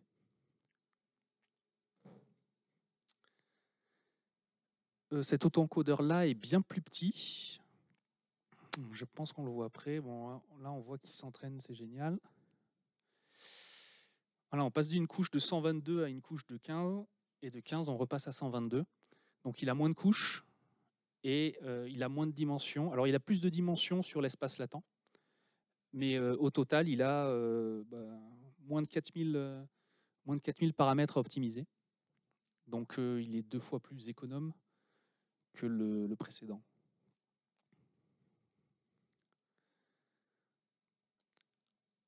En termes d'évaluation, alors je vais montrer la matrice de confusion, parce qu'on ne l'avait pas vu tout à l'heure. Les résultats sont sensiblement meilleurs. Je voulais juste un petit peu commenter, parce que l'idée des matrices de confusion, c'est de présenter, de comparer en fait les prédictions avec la vérité. Donc vous avez à gauche la vérité. Est-ce que c'est normal? Est-ce que c'est une attaque? Et les prédictions sur l'axe horizontal. Donc du coup, vous pouvez placer ensuite vos points. J'ai prédit que c'était normal et c'était réellement normal. J'ai prédit que c'était une attaque et c'était réellement une attaque. Donc en gros, avoir des gros chiffres sur cette diagonale, c'est très bien. Ailleurs, c'est moins bien. Donc typiquement, on voit que les axes d'amélioration touchent principalement les requêtes qui sont normales et qui ont été considérées comme une attaque, donc mes faux positifs. Après, ça va dépendre du métier, et l'intérêt, c'est qu'on peut jouer avec le seuil aussi pour améliorer les choses. Ce qui est également extrêmement facile avec ce genre de réseau de neurones, c'est enrichir les données en fait. C'est-à-dire que vous avez un jeu de données à l'instant A, vous allez le croiser avec un autre jeu de données pour enrichir votre jeu de données. Si vous avez fait votre auto-encodeur correctement, il s'adapte automatiquement à la dimension d'entrée. Enfin, moi, ce que je fais, c'est que j'utilise des ratios pour définir les tailles des couches et justement préserver ces ratios. Et du coup, en enrichissant mes données d'entrée, automatiquement, il va changer son architecture pour augmenter les dimensions des différentes couches de réseau.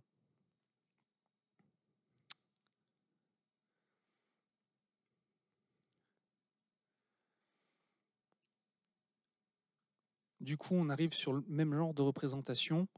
À l'œil nu, on voit pas trop la différence. Du coup, je me suis permis de faire une petite comparaison, où là, c'est un peu plus parlant. L'idée, c'est de présenter les taux de détection sur, donc en bleu, on a l'ancêtre, le premier réseau que je vous ai présenté. En vert pâle, ce qui n'est pas forcément un choix très judicieux peut-être pour ce type de support, on a le réseau plus récent qui date de, je vais dire 2014, mais je ne suis pas sûr de mon coup. Et on voit en fonction des types d'attaques, enfin des types de logs, quel a été le taux de détection et quel est l'écart entre les deux. Donc on voit par exemple que sur les attaques de type probe, on est quasi à la perfection. Sur les faux positifs, on est un peu meilleur, mais on reste quand même à pas loin de 20%, donc c'est un point vraiment amélioré. Hein. Moi, ça me turlupinerait si c'était un cas en production, d'avoir 20% de faux positifs. Par contre, sur la détection, on voit bien qu'il y a une grosse amélioration, alors, excepté sur les attaques de type DOS. Mais c'est peut-être moins dérangeant vu que ce sont des attaques un peu par force brute, où la requête va être répétée, donc quelque part, si vous en laissez passer 5% de plus, il y en aura d'autres, parce qu'elle vise à mettre à genoux un composant réseau en le sursollicitant. Et oui, du coup, on a des écarts de performance qui sont parfois assez intéressants. Et ça, c'est typiquement le genre d'architecture qu'on utilise en production, pour le coup, sur de la détection de fraude. Alors moi, je suis côté Orange France et côté service web.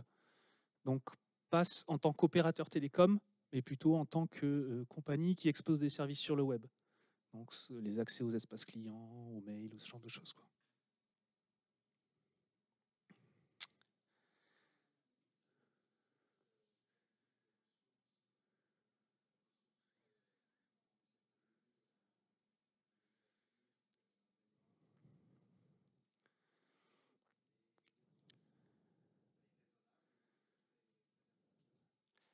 Alors, la question portait sur porte sur les ressources matérielles utilisées. Sur ce genre de jeu de données, je pense que la réponse n'est pas intéressante. Sur les cas de production, ça nécessite particulièrement d'avoir un peu de GPU et beaucoup de RAM, beaucoup de mémoire vive. C'est typiquement le type de machine qui va nous intéresser. Avoir un petit peu de GPU, ça permet d'accélérer considérablement les calculs par rapport au CPU, mais c'est pas non plus la peine d'en avoir énormément. Par contre, avoir beaucoup de mémoire vive, ça c'est important. Ouais. Parce que souvent, les jeux de données, c'est une autre dimension, quoi. On n'est pas loin du téraoctet à chaque fois, quoi. Donc, si j'ai choisi de présenter les auto-encodeurs aujourd'hui, alors là, c'est pour dépasser le cadre de la cybersécurité. Et je suis un grand fan des auto-encodeurs, en fait. Et en fait, il y a plein d'utilisations qui sont vraiment marrantes de ces réseaux de neurones et que je trouvais intéressantes de partager. Par exemple, on fait de la super résolution avec. Vous entraînez un auto-encodeur sur des images satellites de très haute définition et vous reprenez que le décodeur et vous allez faire de la super résolution, donc augmenter la résolution d'images de faible qualité. L'avantage quand on analyse des images satellitaires, c'est que des images satellites de faible résolution, vous les avez super facilement. C'est pas cher et vous les avez sur un périmètre très large. Et surtout, si vous avez besoin de rafraîchir votre donnée, vous l'avez extrêmement rapidement parce qu'en fait, il y a énormément de satellites qui proposent des images de faible résolution. Des images de haute résolution, par contre, c'est plus rare, c'est plus cher. Donc du coup, alors j'ai pas fait de production là-dessus, j'ai juste un peu joué parce que je comptais participer au hackathon Act in Space qui est organisé par Thales. Et juste en amont, j'avais un peu joué avec. Et très rapidement, très facilement, on obtient du x4, donc du x16 en termes de résolution. Donc un pixel devient 16 pixels, 4 par 4, et avec des résultats vraiment bluffants. Alors par contre, si vous apprenez sur des images, j'ai testé, si vous apprenez sur des images haute définition du centre de ville de Manhattan, ne cherchez pas à le faire après sur de la super résolution sur le désert du Sahara. C'est surprenant, c'est de l'art, mais c'est plus de la super résolution. On peut faire de la réduction de dimension, ça c'est... On le voit rapidement quand on comprend les auto-encodeurs. Hein. La première phase, l'encodeur, il sert à compresser la donnée dans un espace de dimension réduit. On peut voir ça comme une PCA un peu compliquée et non linéaire. On fait du débruitage. Ce que je vous ai présenté, le denoising auto-encodeur, finalement, il reconstruit de l'image à partir de l'image biaisée. Typiquement, sur des cas de computer vision, on peut reconstruire l'image, ou des anciennes images. Typiquement, vous allez voir beaucoup d'applications passer sur le net qui font ça, qui permettent de coloriser des images du passé ou des images un peu floutées. Voilà, avoir une meilleure définition sur les images aussi, on reste un peu sur ces cas de figure. Et avec une famille d'auto-encodeurs permet également de faire de la génération de données. Je pense aux auto-encodeurs variationnels, où en fait, eux, ils ajoutent une contrainte supplémentaire. Ils préservent la notion de distance sur l'espace latent. C'est-à-dire que deux données proches en entrée vont être également proches au niveau de l'espace latent. Du coup, si j'ai besoin d'enrichir un dataset avec des données similaires à ce que j'ai dans mon jeu de données, mais que je ne veux pas exactement les mêmes, j'ai qu'à me projeter sur l'espace latent, prendre des voisins très proches, et j'aurai en sortie des voisins également très proches de la donnée que j'avais en entrée. Donc comme ça, je peux multiplier mon jeu de données par 10, 20, par un facteur qui est considérable. C'est à peu près tout ce que j'avais l'intention de vous présenter. C'était un petit retour d'expérience sur l'utilisation des auto-encodeurs pour la cybersécurité et avec un peu une extension sur ce qu'on peut faire des auto-encodeurs. Je vous l'ai dit, je suis un grand fan et je pense qu'il y a énormément d'applications possibles dans le monde de tous les jours. Et surtout, ils sont assez simples à prendre en main quand même. Et leur côté auditable. Et c'est vraiment une plus-value par rapport aux autres réseaux de deep learning qu'on peut voir, quoi. Du coup, je pense qu'on va prendre les questions. On fait ça, là. À un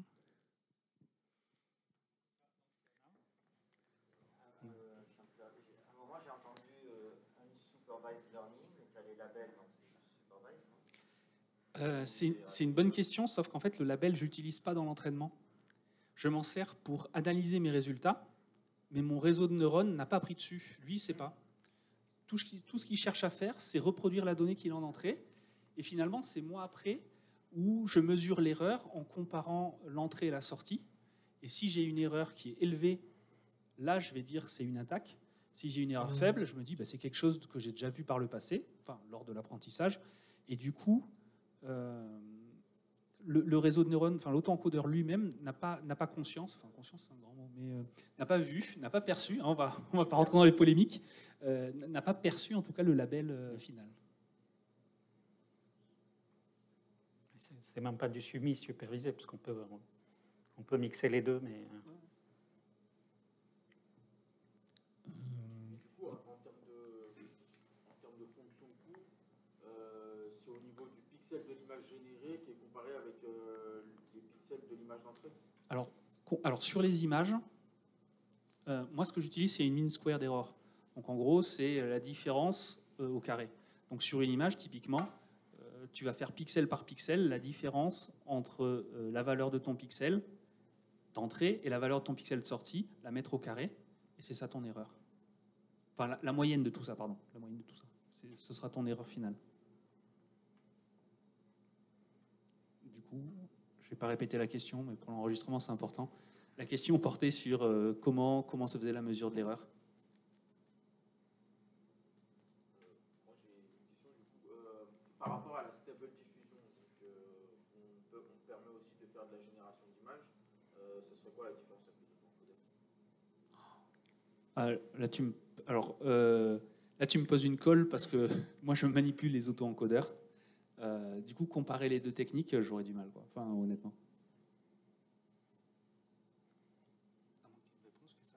Non, pas plus. Joker. Oui.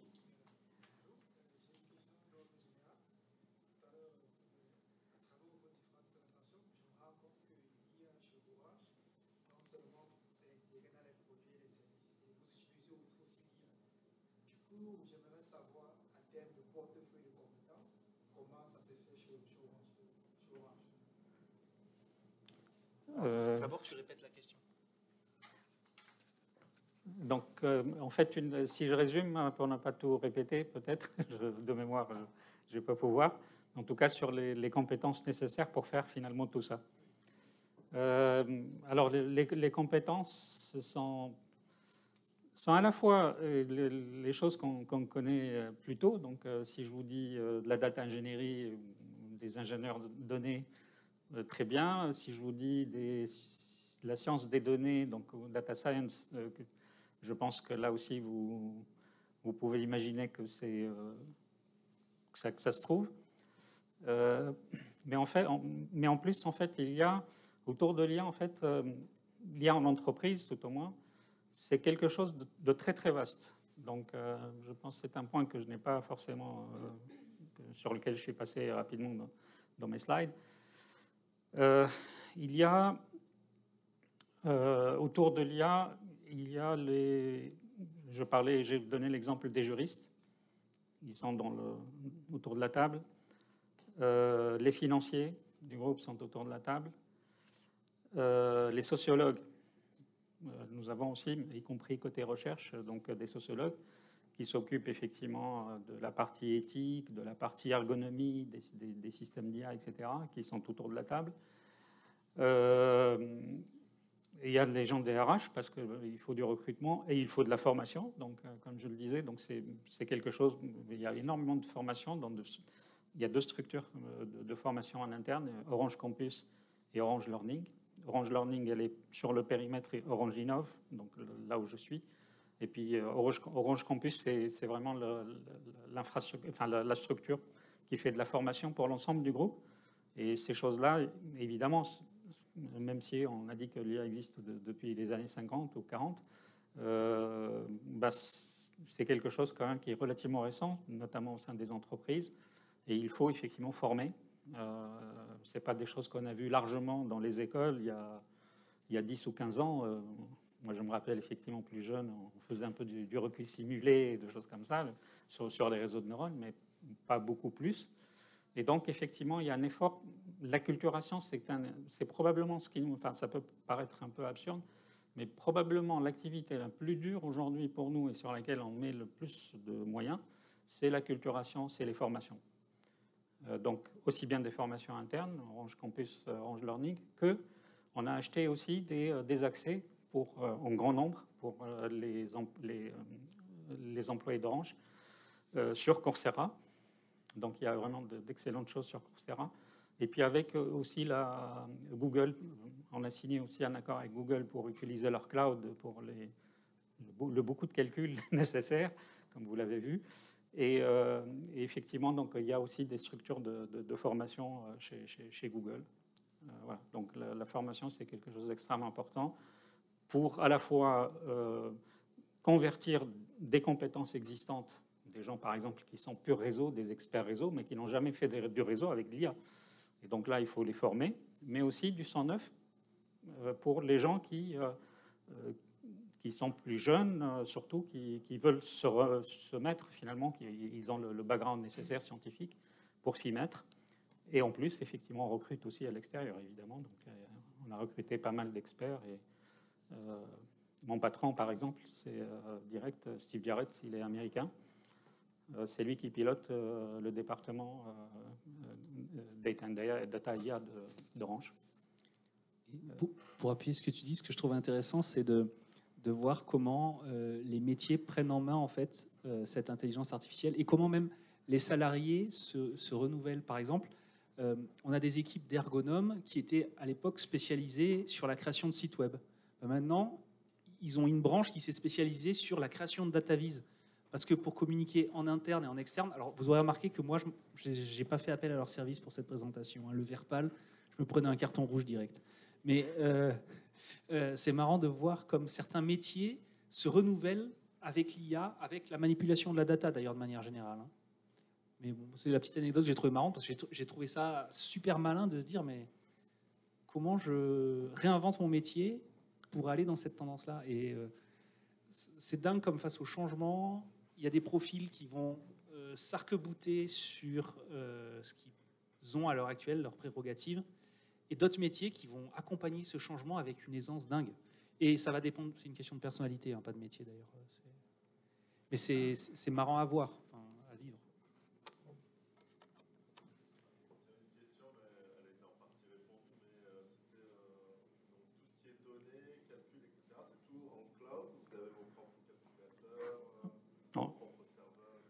est plutôt mixte, parce qu'en fait, pour des raisons juridiques liées aux contraintes réglementaires en France et en Europe, il y a des données qu'on ne peut pas sortir.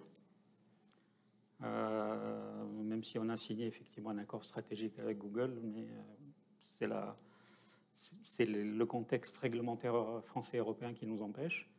Nous devons de le respecter. Et puis la deuxième raison, c'est la confidentialité.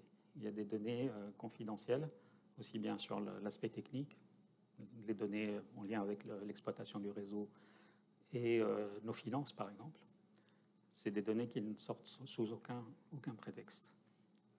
Et d'ailleurs, ça fait le lien avec la question précédente. On a énormément de recrutements qui ont été faits au niveau Data Ops, donc côté maintien en condition opérationnelle des flux de données et également Data Engineering.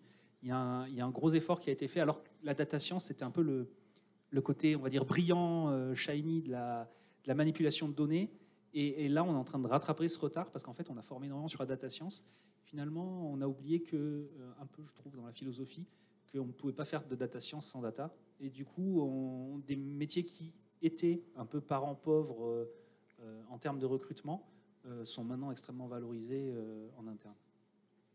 Et typiquement, le modèle d'IA que vous avez monté pour regarder les attaques, ça va être fait sur les machines Orange. Donc, ça fait partie des choses sécurité. Alors, vas-y Sébastien, je rajouterai. Alors, en fait, Orange, c'est une hydre. Donc, en fait, tu vas avoir plusieurs réponses à ta question. D'ailleurs, je vais la répéter. Sur la cybersécurité, où se passe l'entraînement des modèles. Donc, il y a beaucoup d'acteurs chez Orange qui s'occupent de cybersécurité. C'est-à-dire qu'il y a les services en propre qui vont déjà analyser leurs usages et trouver des trucs un peu louches. Il y a la cybersécurité Orange France. Il y a Orange Cyberdéfense, qui est une filiale à part entière, qui a elle-même ses propres pratiques. Donc moi, j'ai parlé pour ma partie, qui est finalement une sous-partie d'Orange France. Les entraînements se font majoritairement sur GCP, mais il y a un gros boulot en amont avant d'exporter la donnée pour la convertir et l'anonymiser, enfin s'assurer qu'elle est anonyme. Donc ça, c'était la réponse pour ma sous-partie DSI Orange France.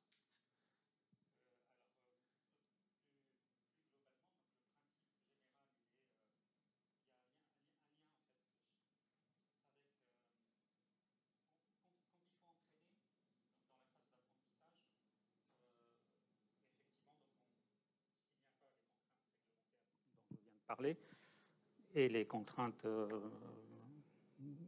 confidentialité d'un certain nombre de métiers, on fait effectivement sur un cloud public.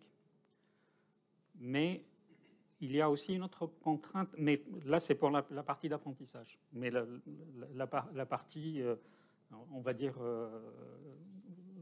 exploitation, pour ne pas utiliser des termes compliqués, dans la vraie vie, en fait, après cette phase d'apprentissage, le déploiement, il peut se faire effectivement, là aussi, on peut le faire à distance sur du Google, encore une fois, ou en interne. En sachant que là, il y a une dimension supplémentaire qui se rajoute parce que des fois, pour le réseau, on a des contraintes temps réel qui font que la traversée entre notre intranet et le cloud public, fût-il celui de Google, et pareil, même si les data centers de ces gros acteurs américains, notamment, commencent à fleurir un tout petit peu, ils commencent aussi à ouvrir des data centers en Europe ou commencent même en Afrique, au Moyen-Orient, donc ils commencent à arroser un peu le globe. Donc, même avec ça, les contraintes temporelles, la traversée du réseau, hein, donc, la vitesse de la lumière pour l'instant, même s'il y a des physiciens qui apparemment mettent en doute la limite de la vitesse de la lumière. Aujourd'hui, en fait, ce temps-là, il est excessif. Évidemment, ce n'est pas que la traversée du réseau, hein, la vitesse de la lumière, plus les temps de traitement qui se passent ailleurs. Et donc, en fait, des fois, on est contraint, malgré tout, de rester en interne pour des raisons strictement techniques liées à des contraintes temps réel. Du coup, là, c'est plus l'informatique temps réel. Ça n'a pas grand-chose à voir avec l'informatique. C'est plutôt le lien, ça n'a pas de lien direct avec l'IA, mais plutôt les contraintes temporelles des temps de réponse, même si c'est des IA qui peuvent répondre, effectivement. Oui.